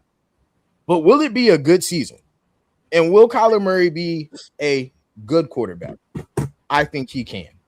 I'm not heel turning in the sense that I think Kyler Murray about to go crazy, but I think that situation is a good situation. I think that's a good coach over there, and I could see him doing something and trying to be, yes, more of a resurgence versus a breakout. I could see him trying to do something good over there. So I wouldn't call it a heel turn per se, Trent, but I could see some. I can see some good things happening. I think Kevin McConnell's a good coach. BK? Isaac Tesla from the Lions, the wide receiver. In his limited amount of snaps and catches he got, I mean, red zone machine, catches anything in his catch radius. I think if you give him a more widened out wide receiver tree and just more routes instead of go balls, I think he can really be a serviceable wide receiver 3, even could go up to a 2. Like his athletic profile is really ridiculous. So yeah, I think it's him. Karen? This is kind of a homer pick because I just like this receiver, Trey Tucker. Trey Tucker has been getting better ever since. Like he's been getting better and better since his rookie year. And I think he's gonna have a confident quarterback with Mendoza. It might not be right away, but he's also got like a pretty good offensive line in Gary Kubiak. He probably like maximizes his potential. Not saying he's gonna be anything like amazing, but I think he can have his best year this year for sure. Before you go real quick, I just want to respond to Marley. If the Vikings fire KOC, that'd be the stupidest thing they could possibly do. I just want to preference that. That'd be the dumbest thing that they could do. What? Yeah. Wait, what? That'd be kind of crazy. He said he could see Kyler getting Kevin, what's his name? Hell no. If they fire Kevin O'Connell, that'd be the stupidest thing they could ever do. So, yeah. He's the Justin Herbert of coaches. He doesn't want a playoff game, so I'm checking. Riddell? If I did a very dark horse homer pick, depending on how healthy Scat is, Tyron Tracy could surprise a lot of people this season as a really productive, really good running back. But my real pick is Ashton Genty. Better offensive structure of this team. Hopefully Brock Bowers is healthy this season. So I do think Mendoza will be a good quarterback. New coaching staff. The defense and offensive line got revamped. So Ashton Genty had a okay rookie year, but he was considering his college career, the projection for Genty is to be one of the best running backs in the NFL. Now, I don't know if he's going to get that this year, but I do think he'll be in the top 10 conversation by the end of the year. Michael? I'm going to go Luther Burden. I think with DJ Moore leaving, I think that gives him more opportunity. I think he already showed a lot of signs early on last year. Well, not early on, but when he got his opportunity. You talk about a guy with solid size, also really good athleticism, really good burst, is already a solid route runner. I think Adunze is probably going to take more, reps on the outside, and he's probably going to be left in the slot. But I'm excited for him. And then also I think a safer bet probably would be Tyler Booker to be an all-pro. But Brian? Matthew Golden. Going to see him go from a 300, going to see a 700 to 800 yard gap and increase from his rookie season. Finally having a chance to be the X receiver on the team. Just a trend of how it goes here in Green Bay when you get your first season. But you're going to see a 700 to 800 yard increase. I'll say, Swiper, I know you're watching the game, but you can say yours real quick. Big game. I mean, I said in the chat, I said what's the name, bro? If he's healthy, Jermon McCoy, if he's healthy, he could be he could be a dog year one, a future Pro Bowler. If the Waddle situation worked out with Bo, obviously that's a great candidate. Caleb is a great candidate. But breakout situation, I mean, could N'Kobe Dean this a year where he becomes this the year that he becomes the dude that people thought he was going to be, cleared up linebacker situation. I mean, maybe. I think that'd be a good one as well. Honestly, there's a few just even thinking from a production standpoint, somebody that could make a big leap. Really could be, honestly, it could be Nakobe Dean and Quay Walker. Like, let's just pretend in the world they're both healthy this year. Like, who's to say that's not the best, one of the three best, inside linebacker duos in the not NFL. bad take at all. Now they have to be healthy. For sure. But like, there's a real world where like all of a sudden they're fast as crap. You can't run on them, and they're not getting beaten coverage anymore either. So we'll see. Johnny. Okay, so I've talked about it before, but every year I post on TikTok. I would bet my life on one person breaking out every year. I put down a name. I remember a few years ago I picked Penei Sewell in 2022. I picked Gonzo. I picked guys like Stanley. Last year, who did I pick? Last year I picked Laiatu Latu. He had a really nice year as a pass rusher and as a guy who snagged a couple interceptions and forced fumbles. This year, I usually like to lean towards guys who are really flashy, who just didn't put it together, or two, like just, they were hurt or whatever. My guy is going to be Walter Nolan. I loved him coming out of the draft. I thought he was a unbelievable, almost Jalen Carter-esque talent, just who didn't quite fully put it together at Ole Miss, but took a noticeable jump out of A&M. We didn't see much of Walter last year. He only played about 5 or 6 games. But the stuff that we saw on tape was top 10, top 8 D tackle in football. He went up against Dallas's interior, which is one of the better interiors in the league with Tyler Smith, Tyler Booker, and Cooper Beebe, and he was unblockable. Tyler Smith is a well-respected all-pro caliber guard, and Walter Nolan just kind of tossed him around. So I think he would be my pick. I mean, like I said, I think he has top 5 upside, and I think the D tackle position right now is kind of weak, where we don't really have a true definitive one. Some people say Quinnen, some people say Chris Jones despite the age, some people say Jeffrey Simmons.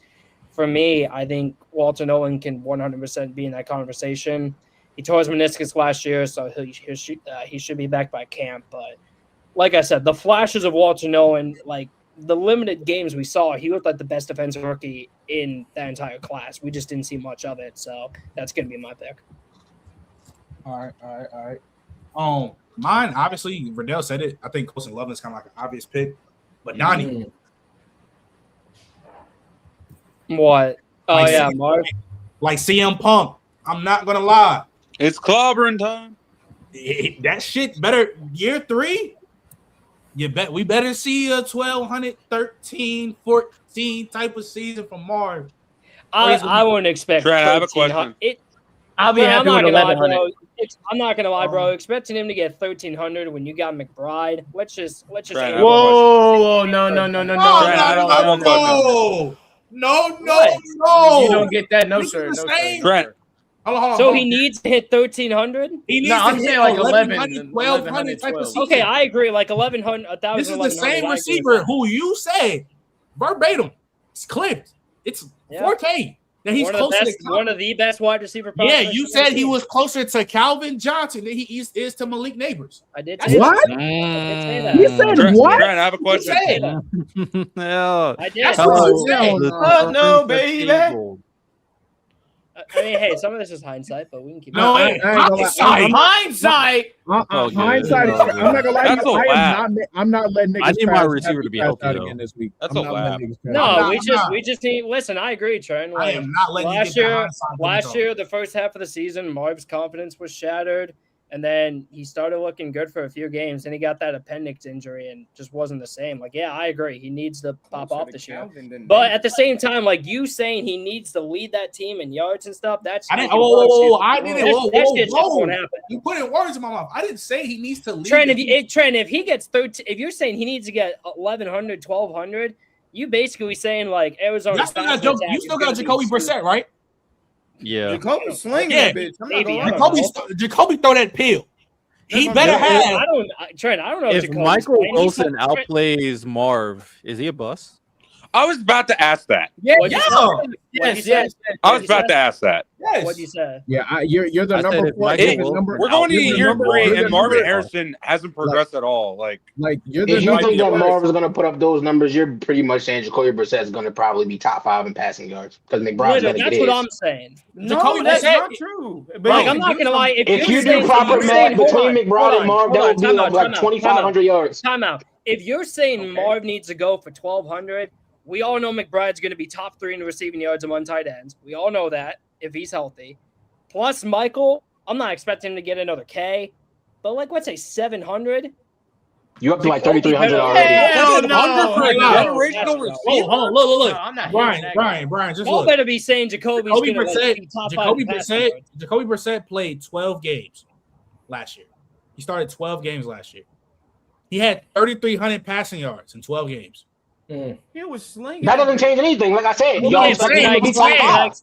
I'm saying, as the Cardinal fan, as the Cardinal fan, hold on. You add a full 18-game schedule to that, Brian. He's going to be in that 4K mark most likely. Let me explain why. Yes, you want to say it was the empty stats? No, it's not even that. They couldn't run the ball. They were literally the worst rushing team in the league, and now they just drafted Jeremiah Love. You think they're not going to run the ball now? I'm not going to lie, game run the ball, but Marvin don't got. No, that's why I'm not giving Marvin. You took him number 4. No, for sure, I agree. What he do? Marv got to get 1,100. He like no. That's back to the point though. You what you're putting around Marv is like he's literally saying like it's like 1,300. What I'm saying is like Marv hitting 1,300 yards. Like it shouldn't be a challenge for what they took him to Marv to lead his team in receiving. Yeah, Trey McBride is Trey McBride. Your tight end got 120 catches. Yeah, but I'm gonna say it again. Broke the tight end reception record, Brian. You drafted him number 4. All the hype that came out for Marvin Harrison Jr. It's time to see it. You ain't going to see it. Trey McBride, you hear what it just said? 130 as a actually. fan, wouldn't you want to see disingenuous. These folks just gave you numbers and you talked about a hype and projection to tell us why he needs to do. Kobe, that's nasty. I ain't gonna lie. It's a nasty. I'm just saying it's a nasty response. They said 120. They said 120 catches. You said I get that, but he was drafted number 4 overall. When they got Marv, you ain't getting that from McBride no more. Okay, so let me ask you a question. Is that conducive to winning though? Let me ask you a question, then, Kobe. Because I didn't bring it up, but why are we asking that? Like, what about them brickheads he had last season? No, I mean I get it. I was just saying your response was nasty. They said they gave you numbers. They gave you numbers, and you said he was drafted number 4 overall.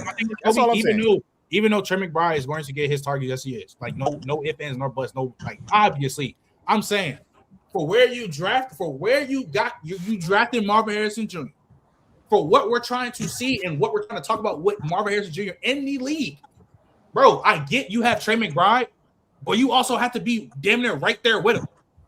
That's what because when he got drafted, everybody thought.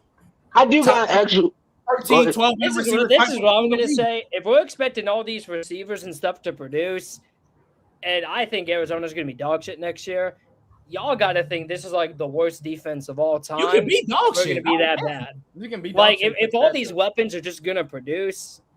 Shoot, hey Trent, how many games have Marvin Harrison played in his career so far? I don't know. You tell me. Probably like 30. Let me see. Something. Marvin Harrison has played 29 games so far in his NFL career. Okay. Marvin Harrison knows 29 games in NFL career, has had 10 targets 6 times. Okay. Yeah. Can he throw the ball to himself? You said what? Can he throw the ball to himself? Your top 5 pick. Top 5 pick having 6 games with 10 targets in 29 games, not a problem. Why do you think that is? K1 wasn't problem. Hold on, Brian. But then there's also too in the fact that his production could have been way better, especially this year, if he didn't have brick hands. Mm-hmm. Wait. Did y'all just say why do we think that is? 5 games and he played 3 of them with less than 40% snap. His rookie season by week 4, we seen that he was wide open and his quarterback was literally forgetting he existed. Yeah, those were exceptional cases. And he continued his second season. So you're telling what Donnie and Brian are telling me is now that since Trey McBride has emerged, we shouldn't expect shit from a top 4 pick. No, I didn't say that. I didn't say that. I mean, we seen. What I said was. Plans change when you get a better player on the Okay, team. hold on. Let me ask this: do y'all think McBride's going to lead the team in yards? Most likely, but I think it should be Marv. Depends. I guess what. Yeah, I it would really say Marv depends. for this.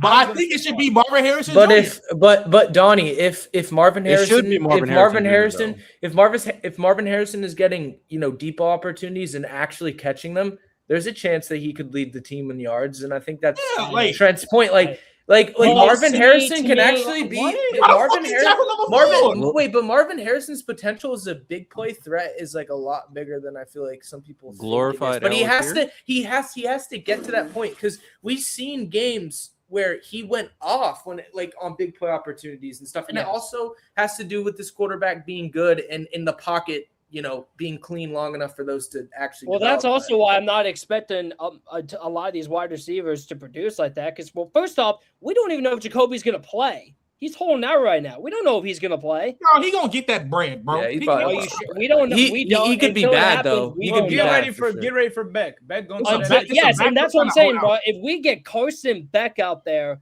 who I don't like Beck. I had a 6-round grade on him. You might go crazy. Carson Beck, expecting Marv to go for 1,300. Shit. I'm saying 11.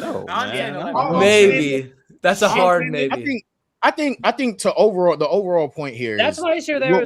What we're saying is we're not saying that y'all are wrong in hoping that Marv does something, but we're saying there's a lot of external factors that go around outside of Marv that do have to happen and do have to take place before we can expect something from Marv. Not to say that you're not wrong that he had brick hands for a while. We're not wrong that things didn't happen, that Marv didn't help his situation. You know what I'm saying? But we are saying that some other things do need to go right for Marv to be able to do what y'all want him to do.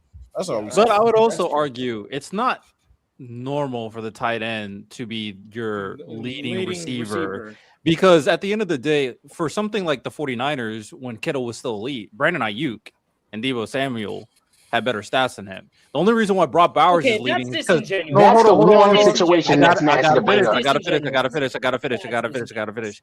When it comes down to the Raiders, we're expecting Brock Bowers to do what he's doing because the receiving core is trash.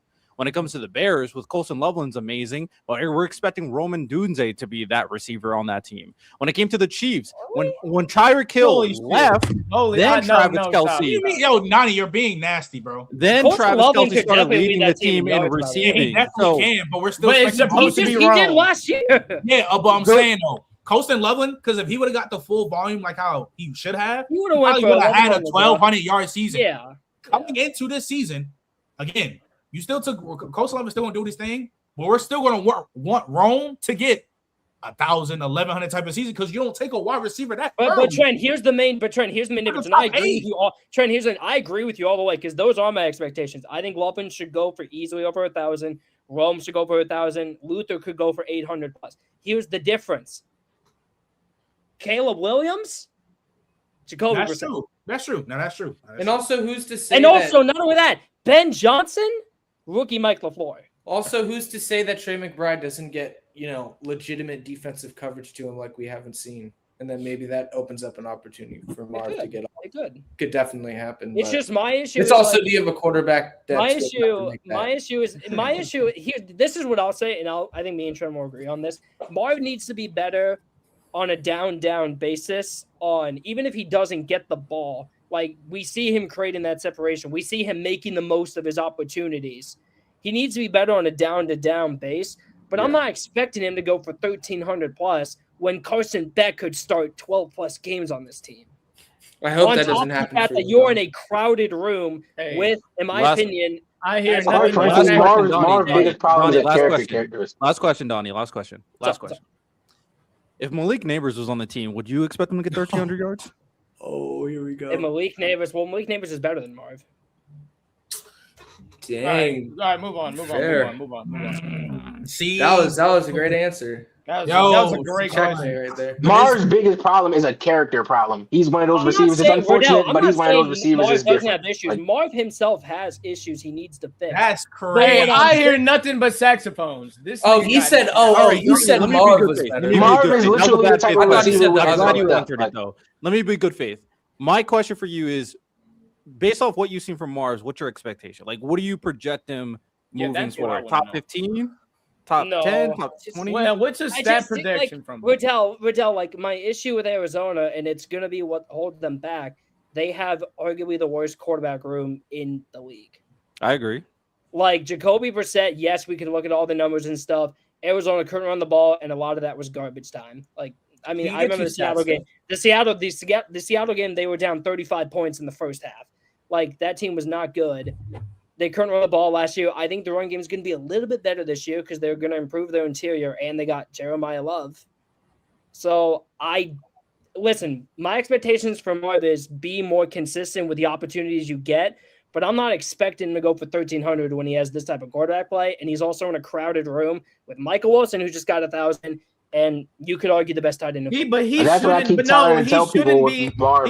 be competing with Michael Wilson for these stats, though. BK, that I agree with. Yeah, that's the problem that people don't see with Marv. That is a different problem. You know what? Here's my expectations for. You know what? I'll stand my expectations for Marv. Marv's stats should be significantly closer to Trey McBride's than they should be to Michael Wilson's. There you go. I wholeheartedly agree. It's a character problem, bro. Like Marv is different than everybody else. Like he gets mad when he doesn't touch the ball. So this is what we're gonna do. To talk about these teams for the season, we're gonna do the AFC side only, just because we got like 30 to 40 minutes left, and I got to dip. So we're gonna do the AFC side, and then next week we're gonna finish the NFC side with these questions. Cool. All right. So, you don't have to do all the questions, by the way, because I know that I put down a lot of them. Word. So, Donnie, I'm gonna start off with you. Listen, are the Bills wasting Josh Allen's prime? I do remember. Someone getting their haircut. Are the Bills wasting Josh Allen's prime? Well, this is what I'll say. I think the Bills roster going into next season is going to be worse. I think they're going to be expecting younger guys on the defensive line to take jumps, like D.L. Walker, like T.J. Sanders. Like who's that one edge rusher's name? I'm blanking on his name. Landon Jackson. They're going to be expecting other guys, as well as they lost David Edwards, who I talked about him earlier. I think he's awesome. I think he's a top 10 guard in the league. They lost him to the Saints.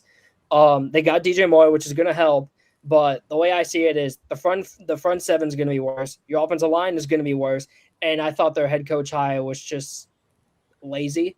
Like, shout out Joe Brady. I'm a massive Joe Brady fan, but you should be going out there external options, especially when realistically you could have gotten probably any coach you wanted. You know why? Because you have Josh freaking Allen. Instead, you just go get Joe Brady, which is really underwhelming. So I would say, yeah, they're wasting it, but they're still going to be competing for championships as long as he's on the roster, similar to the Ravens and similar to the Chiefs. BK? What was the question again? Sorry. Are the Bills wasting Josh Allen's prime?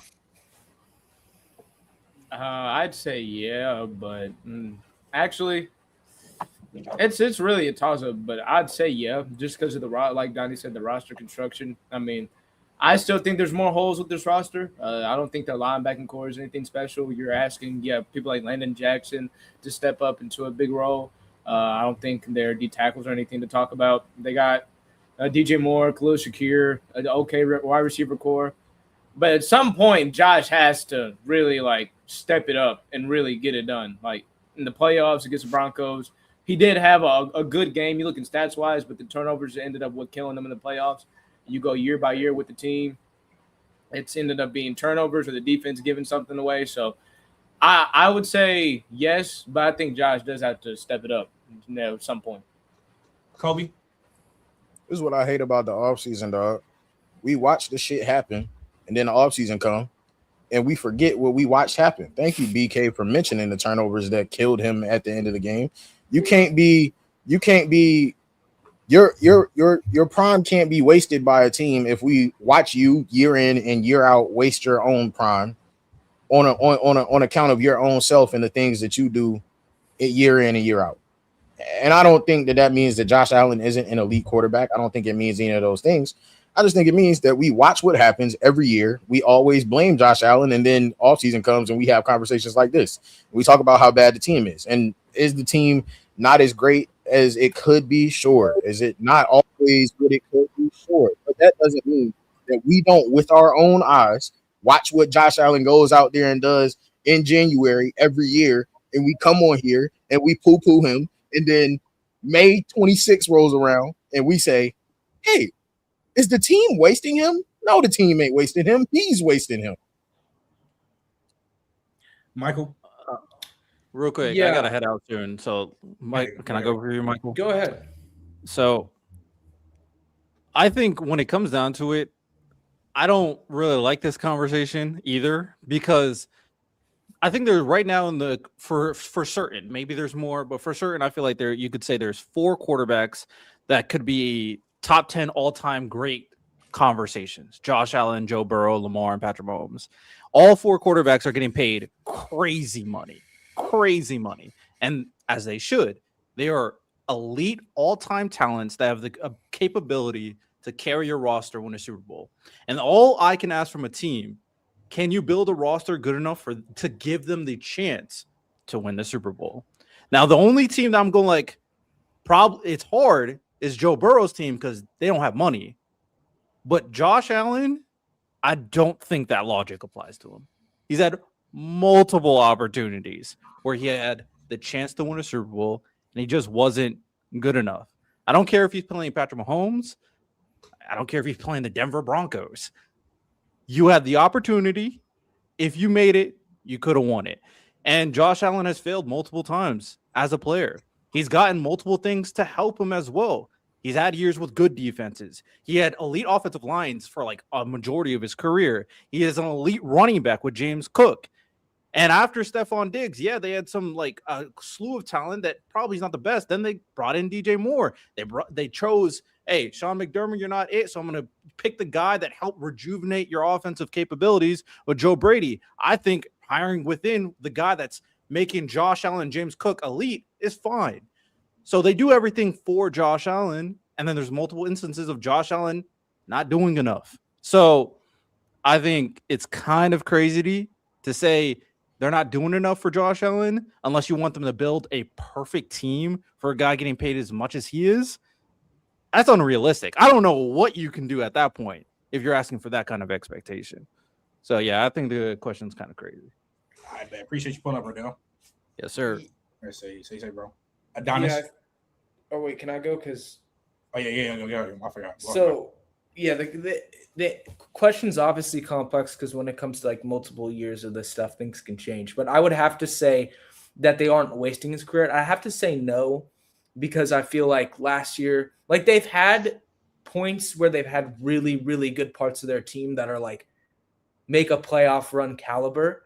It's just, early on it was Mahomes and the Chiefs were just unbeatable. And then, now more recently it's gone to a turnover problem with Josh Allen, like last year specifically.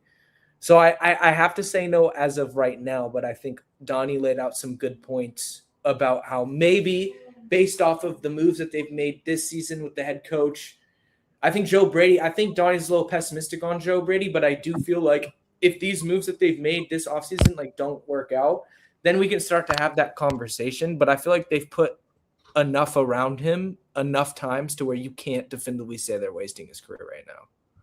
Adonis?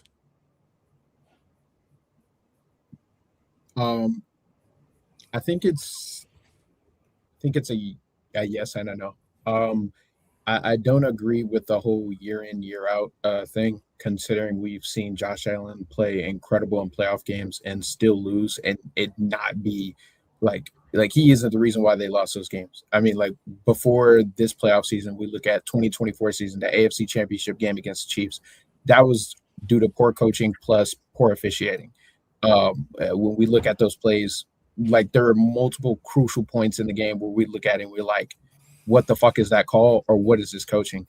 Mind you, when we look at like 2 of those final drives, like the call, they didn't try to run the ball one time and they had enough time on the clock. They had timeouts and James Cook was hot and they didn't give him the ball one time.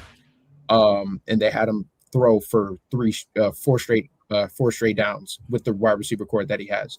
So when we look at games like that and we look at opportunities that have been spoiled by things outside of Josh Allen's control, I'm not going to sit here and say like year in, year out, it's on him, because we've had years where it's like, okay, this past year, that's definitely on him. The year before, I wouldn't say that. I think it's a mixed bag. His situation is very mixed bag.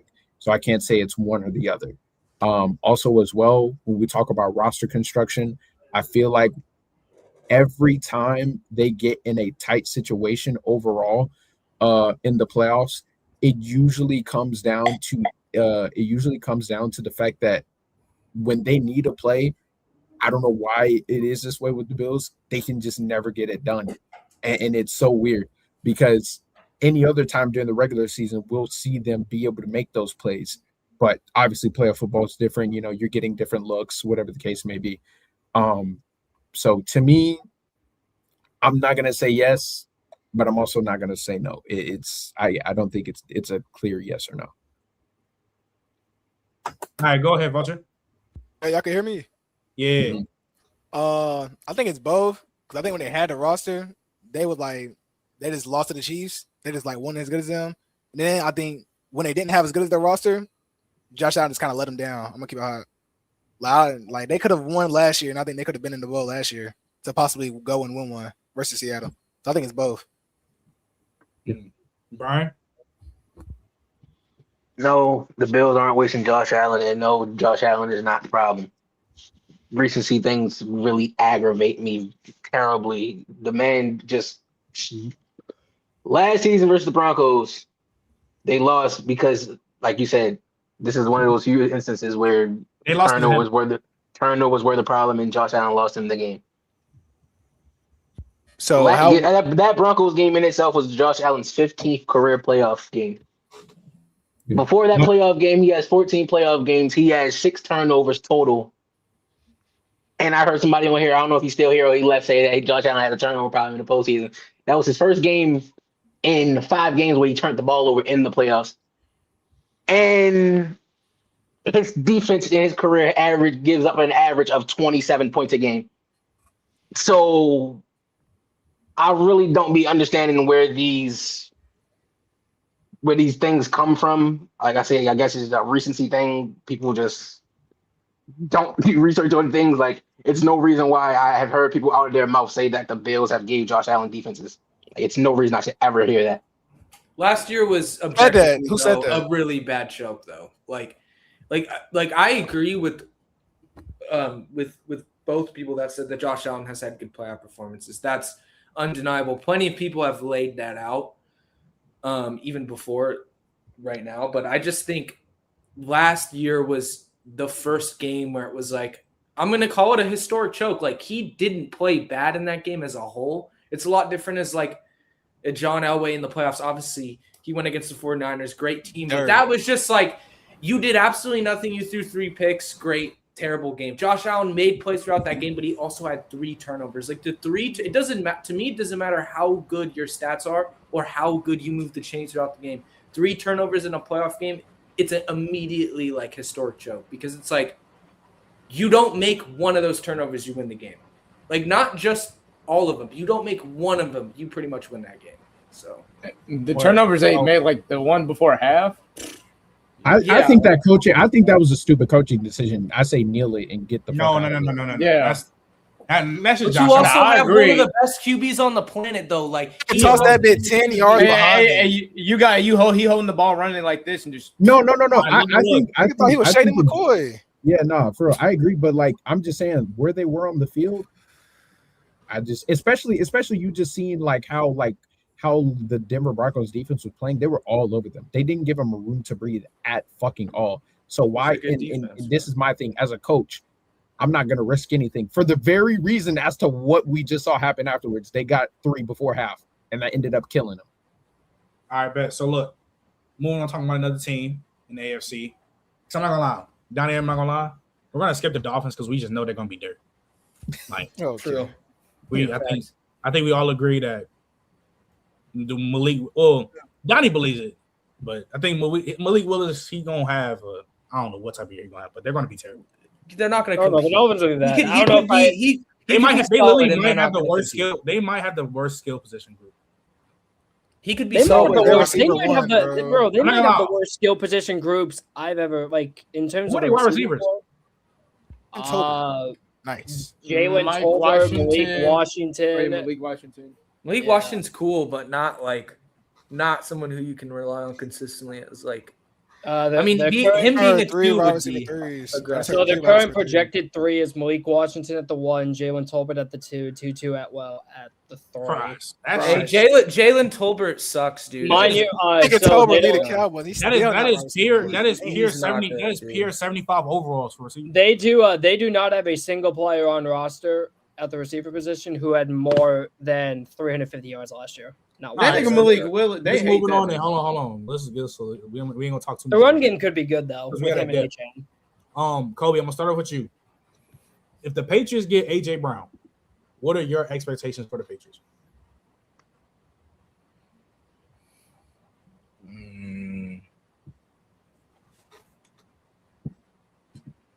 It can be another. They can make another run in the AFC playoffs. Another Super Bowl run, I'm not sure, but for sure can knock anybody off in the AFC playoffs. I don't see why not. All right, BK. AFC Championship or none for me.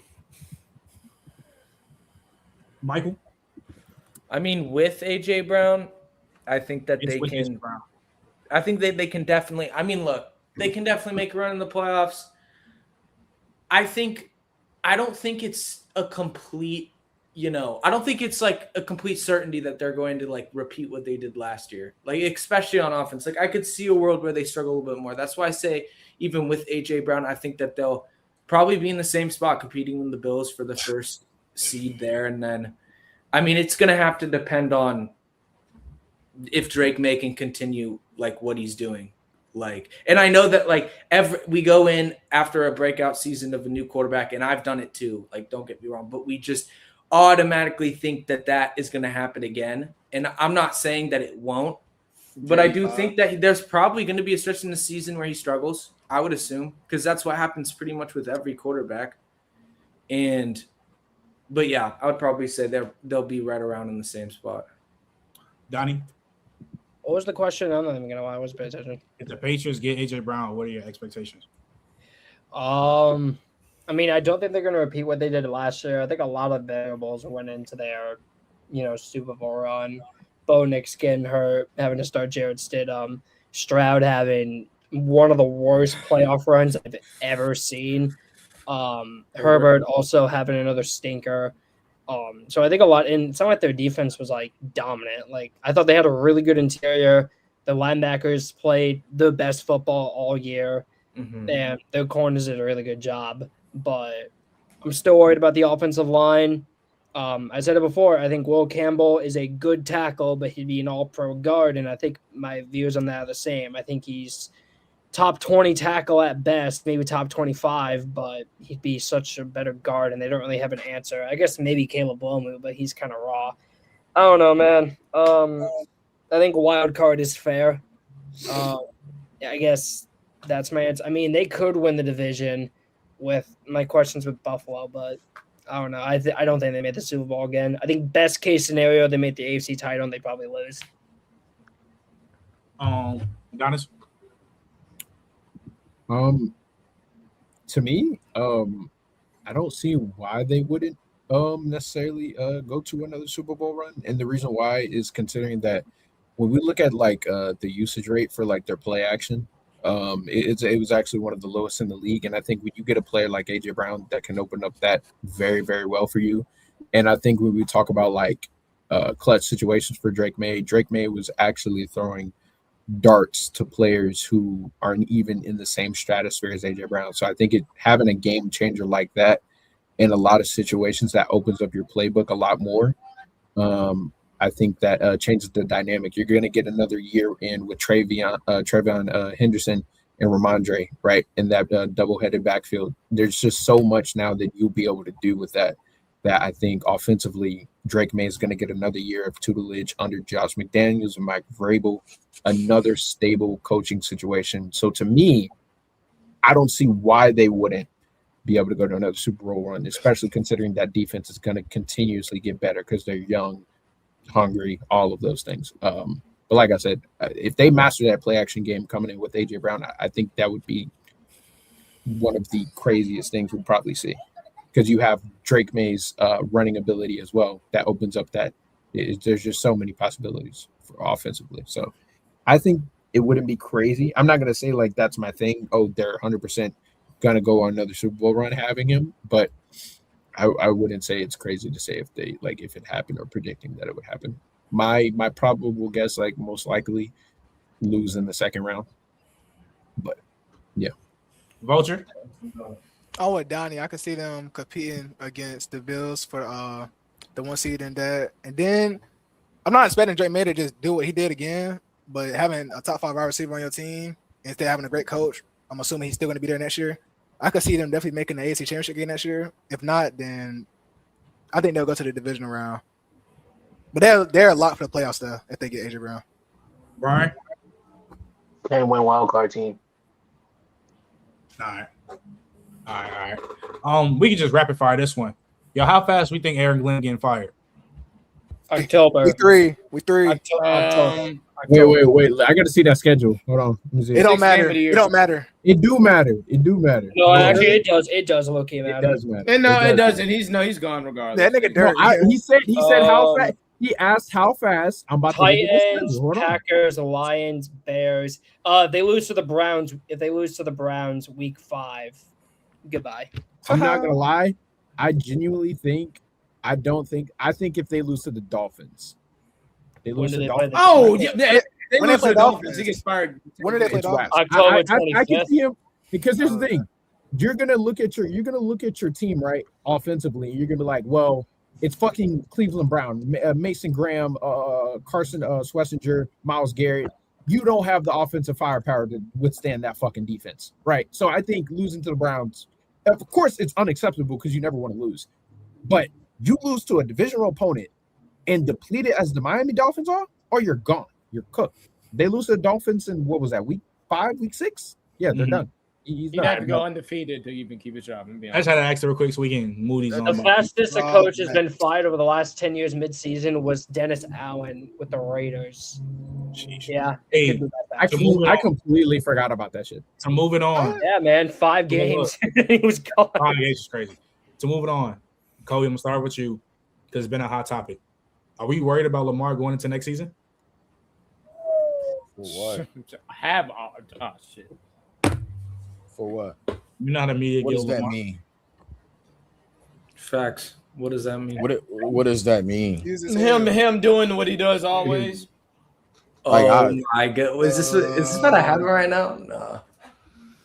No, I'm not even trying to be funny. I'm genuinely asking. What does that? You said it's been a hot topic. I haven't seen that one. What is that? The hot topic is not being able to get it done. People have been worrying on the back end of the year because when he came back in the back end. Oh, were you talking about the injuries and like, will he be the same Lamar Jackson?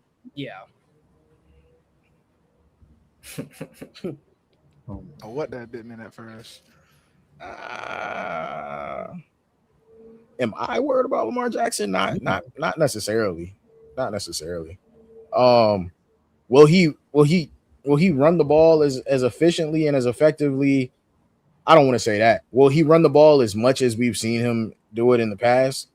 Maybe not. Maybe he'll try to throw it a little bit more, but honestly, sometimes injuries when they're not like crazy injuries, when they're, you know what I'm saying, injuries that people can recover from and have a full offseason and a good offseason, I think sometimes they're actually like kind of helpful. We talk about this in basketball a lot. Like your team missed the playoffs and you kind of got injured at the end of the year and you was able to get like a full offseason to recover and be healthy and all those things. Honestly, he might look better than people are expecting him to look for the simple fact that this hasn't been one of his longer deep playoff runs that they've made that we've seen them make over the years.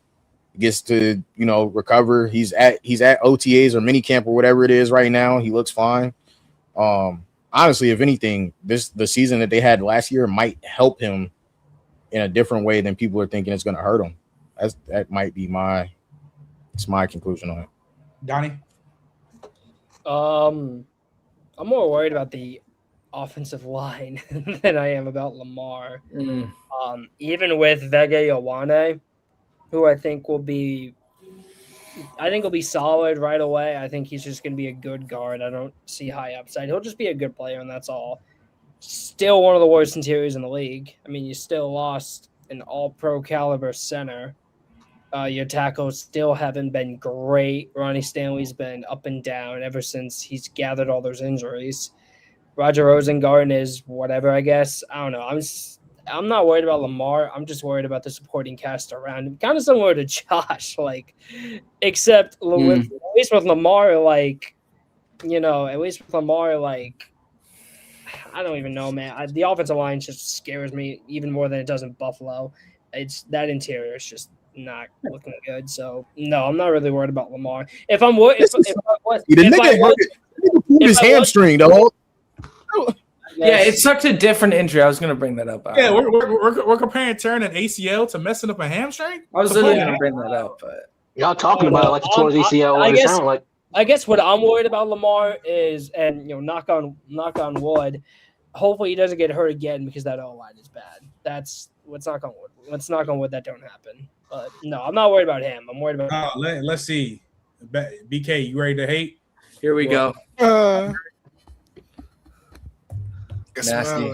You're nasty. Now I thought we were talking about, the niggas play. If we're talking about the injury, then I'm not gonna be like, oh, okay. I'm expecting. No, talk about it. No, if we're talking about his play, I'm genuinely gonna keep it like with Josh. I think Josh is better, but the expectation for me is dead the same. Lamar with me has no excuses. If he's a top 5, top 3 stamp quarterback, I don't want to hear excuses for this nigga as we're going into the year towards the playoffs. When he inevitably, to me, he's not going to get it done. I'm just going to be honest. I don't believe he's going to ever get it done. Okay. When he doesn't get it done. But here's the thing, though. You're never going to have an objective conversation because you couldn't even be objective about last year. Yeah, I don't know what that. You're never going to be objective when it comes to Lamar. It's not happening. What did he say last year? I can on. He was literally blaming Lamar for the Steelers game last year. Fries. Blaming Lamar for this. That's the game of the season. That's the kicker and the 34-yard field goal, whatever. Oh, I ain't gonna lie. Wait, that's crazy. I ain't gonna lie, bro. In the game he was bugging. You blamed him for the loss. The crazy. Whoa! You talking about against the Steelers? Wait, in the last game where we were actually worried about his injuries, and he came out there and tweaked out. The game, the winner go home game when he bought out. You were still blaming him for that game. Yeah, you can't. Yeah, that's not objective at all. You can't be objective. That nigga BK trying to figure out what he said. That nigga don't know. I'll be real. I'm a rival of that nigga, and I can just sit here and say, not only did he ball out, but he drove a really great drive for that team. And hold on, when we were talking with Mookie, I said there's like games with Lamar. I don't think I talked about. Oh no, I was now. I'm. Yes, you was tap dancing. I was happy he didn't win. Yeah, but I didn't say it was his fault. I could have. I'm pretty sure I didn't say it was his fault. We'll go find the episode. I'm pretty sure I didn't say it was his fault. But I was happy when he lost it. But who knows? Who knows? Yeah. I mean, are you gonna go, Adonis? Because I'll respond to that. Sorry, my bad. Yeah. So if we're talking about injury, I think it's just a matter of just like seeing it when we do. I don't really like predicting injuries for anybody. I think that's overall just like a crazy thing to do for me personally, because anybody can like project what they might or might not do. I mean, he's injured. He's been injured twice before this throughout his career. And I think every other year that he came back, he bounced back good. So, I mean, consistency wise, he'll bounce back, probably have another great year. I think just concerns for like him play wise. I mean, Lamar Jackson. I think there are years where like he'll have like games where he should not lose, that they definitely do lose. And I think overall he's still going to be a great top 5 quarterback if he's fully healthy. So I don't really think there's a huge concern going in with Lamar outside of, I guess, those things. But Michael? Yeah, I'm not worried about Lamar at all. I think I think, especially about the injury part. Look, I think even if he, like, I think Lamar's at the point now where, like, he obviously runs. Don't get me wrong. A lot of the times he kind of has to run, but he's at a point now where he's so good as an improviser, regardless, that he gets a lot of his throws because of that. And, like, I think when it comes to Lamar's passing ability, I think some people drag it. Like, it's not as consistent as the other top 5 quarterbacks. Like, I'll give you that for sure. But there's so many moments throughout the season, and even in clutch moments like the Steelers game, where he makes great passes, and he can do that to a certain degree. He can't be fully consistent, like, obviously, like, really even like Allen or definitely Joe Burrow. But to me, Lamar's going to be like second or third best quarterback in the league. Like, BK, directly, like, if you think Josh Allen is better, that's fine. Like, if we had to list them out, like, I probably would say Josh Allen's better right now too. But Lamar is a generational quarterback in his own right. So I think he's going to come in and literally be just as good. And, like, I just don't see a way where that doesn't happen, because like, the team has its deficiencies, but it's also just improving.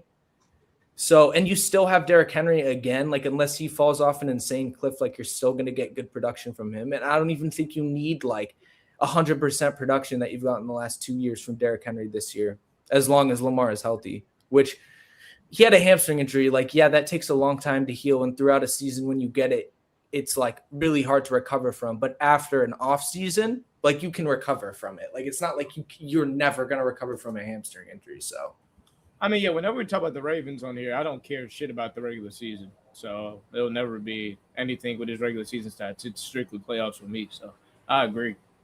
Brian, you here?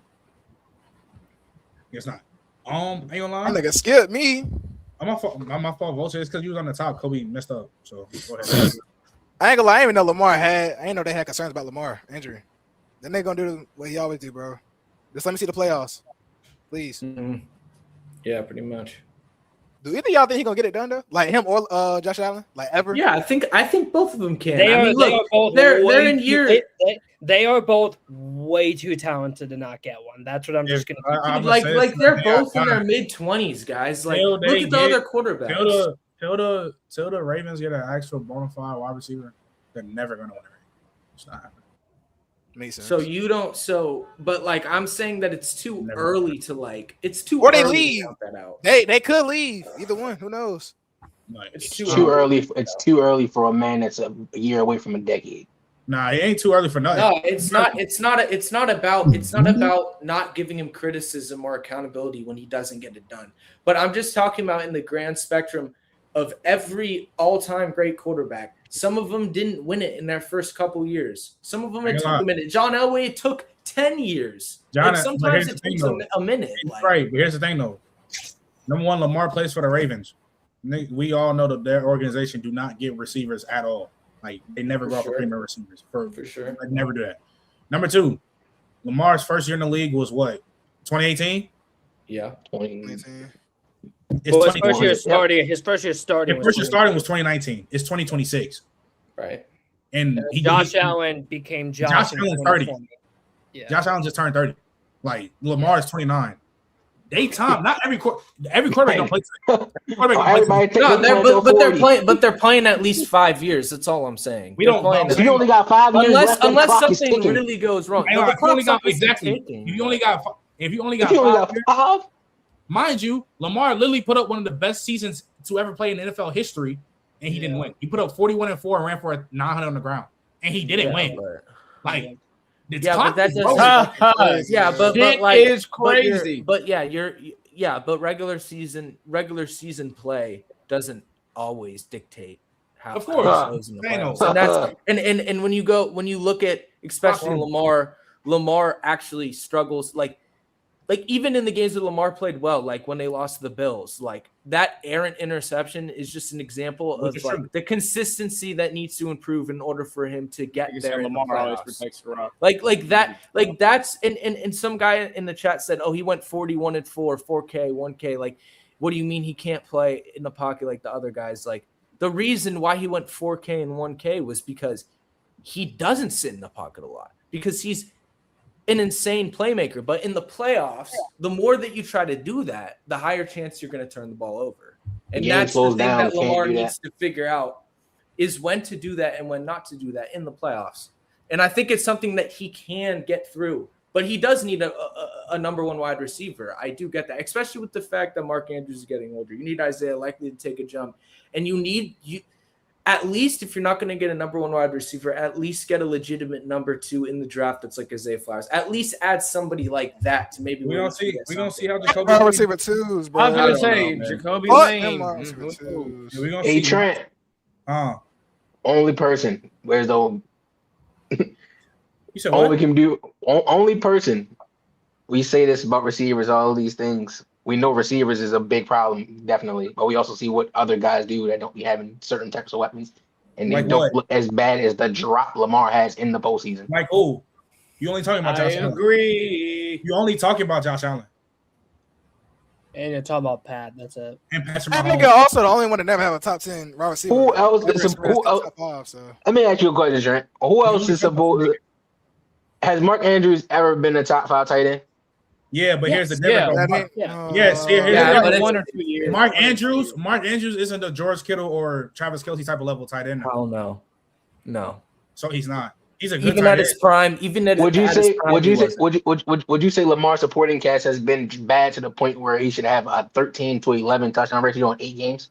No. I ain't gonna lie. You start watching a little bit. A lot of them just drop picks. But you want to say if you want to do that, no. But we know, like again, there's a lot of. He's had the best defense probably besides Pat. 1 year, like them 3. Okay, but that year he should have won. I'm not. Yeah, that year that team. Okay, now what else? What is it talking about though? Because what I'm saying though, what other quarterbacks? When they went head to head. You know what NFL history when top tier guys get top 5 defense, what they do? What other quarterbacks are you talking about outside of Josh Allen and Lamar? You can't say Joe Burrow. We already know he been having the best receiver core in the league. You can't say Matthew Stafford. No, yeah, he been blessed for decades. So who are you talking about then? I'm talking about full rosters. I'm not talking about receiving. I'm saying. Yeah, I'm not talking about receivers. Huh? BK, the Ravens has had top 10, top 5 rosters. Man, I'm not gonna lie. Facts they have. BK, that game that you said that Lamar should have won, I agree that he didn't play good. But you also have to acknowledge that the Ravens had a historic defense, but the Chiefs were actually playing a historic defensive playoff run. And they were actually a legit defense. They had 2 legit corners in that season that were lockup. I just need to know. That's not an excuse, by the way. That nigga don't get no excuse from me from that. It's not an excuse. I just said no. It's Hold on, not look, because we gotta look. I don't care about 2023 because he's so annoying. I just don't like when you talk about he's the only quarterback who gets this grace, and you only bring up 2 quarterbacks. So like y'all just said about Josh Allen, right? Well, this is the last thing I want to say. So like y'all just said about Josh Allen and the Broncos game and everything, right? And he turned the ball over a lot, whatever. And his last interception, we all watched how the game went. Whatever. Cool. Mm-hmm. Lamar Jackson, the one thing you hear about that game is literally Mark Andrews dropped the ball. Because that's the biggest all moment. they talk about. No. Hold on. You, bro, can I stop being robots? It was the biggest moment of the game. I don't care about anybody that has played. Hold on, I gotta meet you real quick. In the first half of the game. Shut the fuck up. You about to tell me you don't care about the biggest moment of the game? That's all. No, well, like Brian said, that's all folks talk about. In the first half, Lamar Jackson had turnovers, and then he literally played which I give him blame for that. And then in the second half, he literally played flawless. And then Mark Andrews, so it don't matter. But BK, but this is where this is a gotcha moment though. How does that not matter?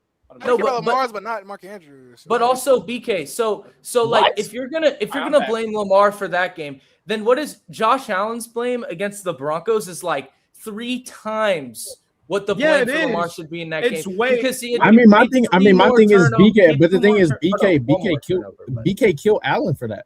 No, that's what I'm saying. I didn't give Allen any. But like I was consistent. But like both of them played well in that game. You just said he doesn't care about Lamar's second half play. I'm talking about when people talk about that game in general. I don't care that you only talk about the Mark Andrews. I'm not gonna lie. I give him slack. Mark and Lamar. I give him slack. I don't think he was asked. Hold on. I give him slack for the first half of the game. If somebody wanted to say they lost that game because of Mark Andrews, they can 100% say that. Yeah. Sure. And that's a fact. And for me, But when somebody say it lost because of Lamar Jackson, everybody goes into a riot. You know why? Hold on. Yeah, You know why? You know why? I'm not gonna say that. In the second half, which is the most important half in the game, in the football game, obviously, especially in a playoff setting, the Ravens were rolling. Mark Andrews has a crucial fumble that fucked up the entire drive. Then they drive down. It's an easy play. He's wide open to go to overtime, and you drop it for the game. Now, does Lamar get blamed for the first half? Yes, but we're not gonna act like he didn't play flawless in that second half and not get There's so. 2 halves of football. Hold on. Again, BK, which one was more important? For me, play a full game. That's what I'm talking about. No. I'm not gonna say which one. It's more important. No. When you're Lamar Jackson, play a full fucking game. Second half is always more important than the first half. Okay, that's cool. That's cool. We're talking about top 3 quarterbacks here. No, we're talking. No. We're talking about that game specifically, and you're talking about the blame for Lamar. The second half, in this sense, is clearly more important than the first half. It's not even close. But also, if you're going by that logic, then you have to knock other wins that quarterbacks have had. Like if we're saying that a full game matters in like Patrick Mahomes' performance against the Niners the first time. That performance sucked. Like you would have to say that because the reason why people give him credit is because Patrick Mahomes overcame his bad struggles in the first half. You get credit for that because it's hard to do that, especially in the playoffs. When Brock Purdy had his playoff run, when he had his playoff run going up against the Chiefs in that Super Bowl run, we all remember he was ass one half of the game. In the second half of the game, what was it? Green Bay Packers, Lions, comebacks, flawless in the second half. I don't even think I was here. When I was talking to folks about the game, I didn't say, oh yeah, Brock Purdy, he won them no, I said Brock Purdy wasn't good for those games. I said I got a question. All I ever say is that people cannot be upset when things do not go your way when you literally start a game in a hole. This is not Pop Warner. This is the NFL. If you think that you're going to consistently come out here and start in a graveyard and come out of that grave, it's not good. That's why I give him blame. But again, if somebody said, yo, Mark Andrews, the reason why they lost that game, that's a very reasonable argument that you can make. Very, very reasonable. Very valid. Because he was Saddam Hussein in that second half. Yeah, I think at the end of the day, when it comes to quarterback play, especially in the playoffs, I keep it quite simple as this. There's 2 things. One, not every situation is the same. So just because one quarterback does one thing doesn't mean it applies the same thing for another because everybody's situation is different. And I think that quarterback situations get too generalized too much. Nobody likes to actually break it down. But the second thing is this. As a quarterback, your job is to put your team in position as the offense of the leader of the offense is to put them in a great position to win. The question isn't, where did you fuck up? It's, are you putting your team in more ways to succeed than fail? Which one is it? That is the question. And you can. That's a good cook. And we're talking about playoffs and stuff. Because I know getting asked for Lamar, and I know Marley said in the comments, you can literally say Josh Allen's a wild card warrior. He's a what? He's a wild card warrior. You can literally say that. Yeah, and then we can go the other way and talk about how. Sure. Are we just strictly going off of them winning the games, or are we talking about performance? I'm talking about how they're playing too. You can literally say he's a wild card warrior. Josh Allen. Hey, BK, I got a question. You can. I'm not going to defend Josh Allen.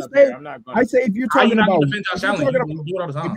Hold on. If you're talking about when we were talking about, I just said I'm keeping it consistent for the both of them. If you're talking about wins, I can see that. Performance, I wouldn't necessarily agree. I'm not gonna lie. 2022, dog shit when they lost in the snow. 2023, he had a smooth game. It was smooth. Crazy. It was smooth. It wasn't like nothing crazy. I think he played solid. 2024. There's some mistakes that he definitely had made. Definitely no influence about. And then 2025, salute. Yeah, I think like I said before, 2024. I think, and this goes back to my question. I think 2024 he definitely put his team in position to win more often than he failed them. And I think that was clear cut. So I think, and like we say, and I'm not a stat merchant either, because I like to actually watch these damn games and see how these things play out. How Josh played when in 2024, you'll see in drives, they'll go completely hot to completely cold, and it's strictly due to play calling. Yeah. And it's so bad. And I was losing my mind watching this game, seeing some of these calls being played, plays being called. So, and then I'm not gonna hinge on this, but that 2021 playoffs, literally, like, probably you can't play any better than that. Right. Mm-hmm. So it's like with Josh Allen, like I said, it is not he can't get it done because it's just Mahomes. Let's look at why that happened. You know what I mean? You have a perfect fucking game. Somebody goes 13 seconds. You know what I mean? You don't get the ball. Calling Josh Allen a wild card merchant. Calling Josh Allen a wild card merchant to defend Lamar Jackson. The fact that he's had the fact that Josh Allen's had 2 bad games that wasn't wild card games is actually disgusting to call him a wild card. I mean, yeah, that's the lengths people go to defend. You think Lamar he played? To these combos. You think he played good in 2020 versus the Chiefs? 2020, no, they got obliterated. Nobody he played like he didn't play well. They got obliterated 2020. And then obviously 2021 was the historic run. 2022, he was dog shit versus the Dolphins, and they won that game. He was dog shit versus the Bengals. And then 2023, he had that great wild card game. And then in versus the Chiefs, he was okay, and he missed that game with a touchdown that he could have had. Yeah. And then in 2024, the wild card game he had versus Lamar, he was literally pedestrian as fuck. And in the divisional round, when he lost to the Chiefs, he was okay. And then in 2025, he was okay. That's what I hate that you do. That's what I hate that you do. You see how how terrible he was, and then that Chiefs game that we all watched, you said he was okay. I think he played it. Wait. You think he played a great game in 2024? I think some of the one where he had 3 picks in the first quarter. I think he played good in that game. No. I think he played good. I think pedestrian against the Ravens was the only thing was like. I thought I agree. I think definitely pedestrian versus the Ravens. I was about to say, like, the Ravens game, he wasn't spectacular. It was a weather type game. Get it out the mud. Yeah. You got to get it in the trenches type of game for like both sides. And then outside of a few outliers with Lamar like slinging the motherfucker in the way that he was, you know what I mean? But more consistently throughout that game, it was get it out the mud, got to get it through the trenches, run game, James Cook, all that. 2024 AFC Championship game against the Chiefs, different story. He was out there making plays with his legs. They were getting it down. And then, unfortunately, we see how that shit played out. Like I said, Bills without a few horrible misjudged calls and bullshit play calling from the Joe Brady on the OC's part, they go to the Super Bowl in 2024. But I see what Trent's saying. Like in those games, you never made your mark like you should have. Like in the moments where the Chiefs were struggling, like you were always like only 3 points ahead. Like you never got ahead 2 possessions. You can't go up 2 possessions. Your defense allows 30 a game. But I'm not talking about the early games. I'm talking about the more recent ones. No. It's gotten worse as the average is higher recently. No, Michael, even in 2024, that Bills defense, hold on, Michael, in 2024, that Bills defense was barbecue chicken against Chiefs motion. It was so the average bad. Has gotten worse as he's gotten through his career. What was the score? I think I'm forgetting. It was 27-24. That's all. Let me read this super chat before we get up out of here. He said, y'all be quick and say Lamar had historic defenses, but defense never forced turnovers for Lamar ever. Trent, on my soul, I just wanted to ask you about that, Trent. On my soul, I just wanted to ask you about that. That's bot shit. Why? Well, this is I was just about to ask you about that, Trent. Why do people say, and this where I'm as a Baltimore person, I'm from Baltimore. Anybody don't know that yet. So I deal with this more than anybody. I had these conversations a million times. Why is it that the first thing people say is the defense isn't forcing turnovers because he's losing the turnover battle and giving up the ball? They like, we got to get that turnover. It would be different. This is why I think that's bot. How often do you win a game losing the turnover battle? 2023, I'm not gonna lie, they literally held them scoreless, bro. So I don't care about the turnovers, bro. You literally didn't. They literally didn't. That's all I be saying, bro. If they're not scoring points, the turnovers don't matter if they're not scoring points. But like 2019, oh yeah, that defense was fried. That As a person that played ball in the league, but they was getting cooked. As a person that played ball, Trent, what is the probability of you winning a game, losing the turnover battle significantly? You said what? It's like 0. What is the probability of you winning a football game when you lose the turnover battle significantly? I think it's like less than 5. I think it's like less than 10%. 20. So the fact that he goes and turns the ball over at least 2 times when he goes in the postseason, and everybody says they're blaming the defense when the defense isn't giving up anything, but because they're not turning them over to try to put him inside the red zone with the ball, they say the defense isn't forcing turnovers. Mind you, it's nasty. Mind you, I think like a lot of people, and this is my problem as well. Niggas only look at turnovers. Nobody's talking about the continuous 3 and outs. Yeah, that's what I'm talking about. Yeah, they want turnovers. 2023. Even though points don't matter, even though they're not scoring points, they want turnovers, Adonis. That's Yeah, the you want an interception over a stall after 3 and out. That's what you want. I believe that. That makes sense. I appreciate y'all boys, pulling up, tapping in with us. We're gonna finish more of the divisions and the topics that we're gonna talk about next week. You know what I'm saying? Make sure y'all like, subscribe. You said we're doing divisions next week? Not division. I'm talking about like the questions I was asking y'all about okay. We're gonna continue to flow. We're doing record predictions close to the season, Trent. Yeah, the division breakdowns where we doing a division every episode. That's gonna come like around July because we have I need Trey ass in here for that. I need that. Walker, look, now stay tapped in with us. You know what I'm saying? Make sure y'all like, subscribe. Make sure y'all share the streams to sub. Make sure so we can sub. I'm trying to get to 4K. Trying to get to 5K. Trying to get to 10K, bro. Okay. Like I said. Keep subbing us, keep tapping on us. And yeah, man, I'm gonna catch our boys. We out. Peace.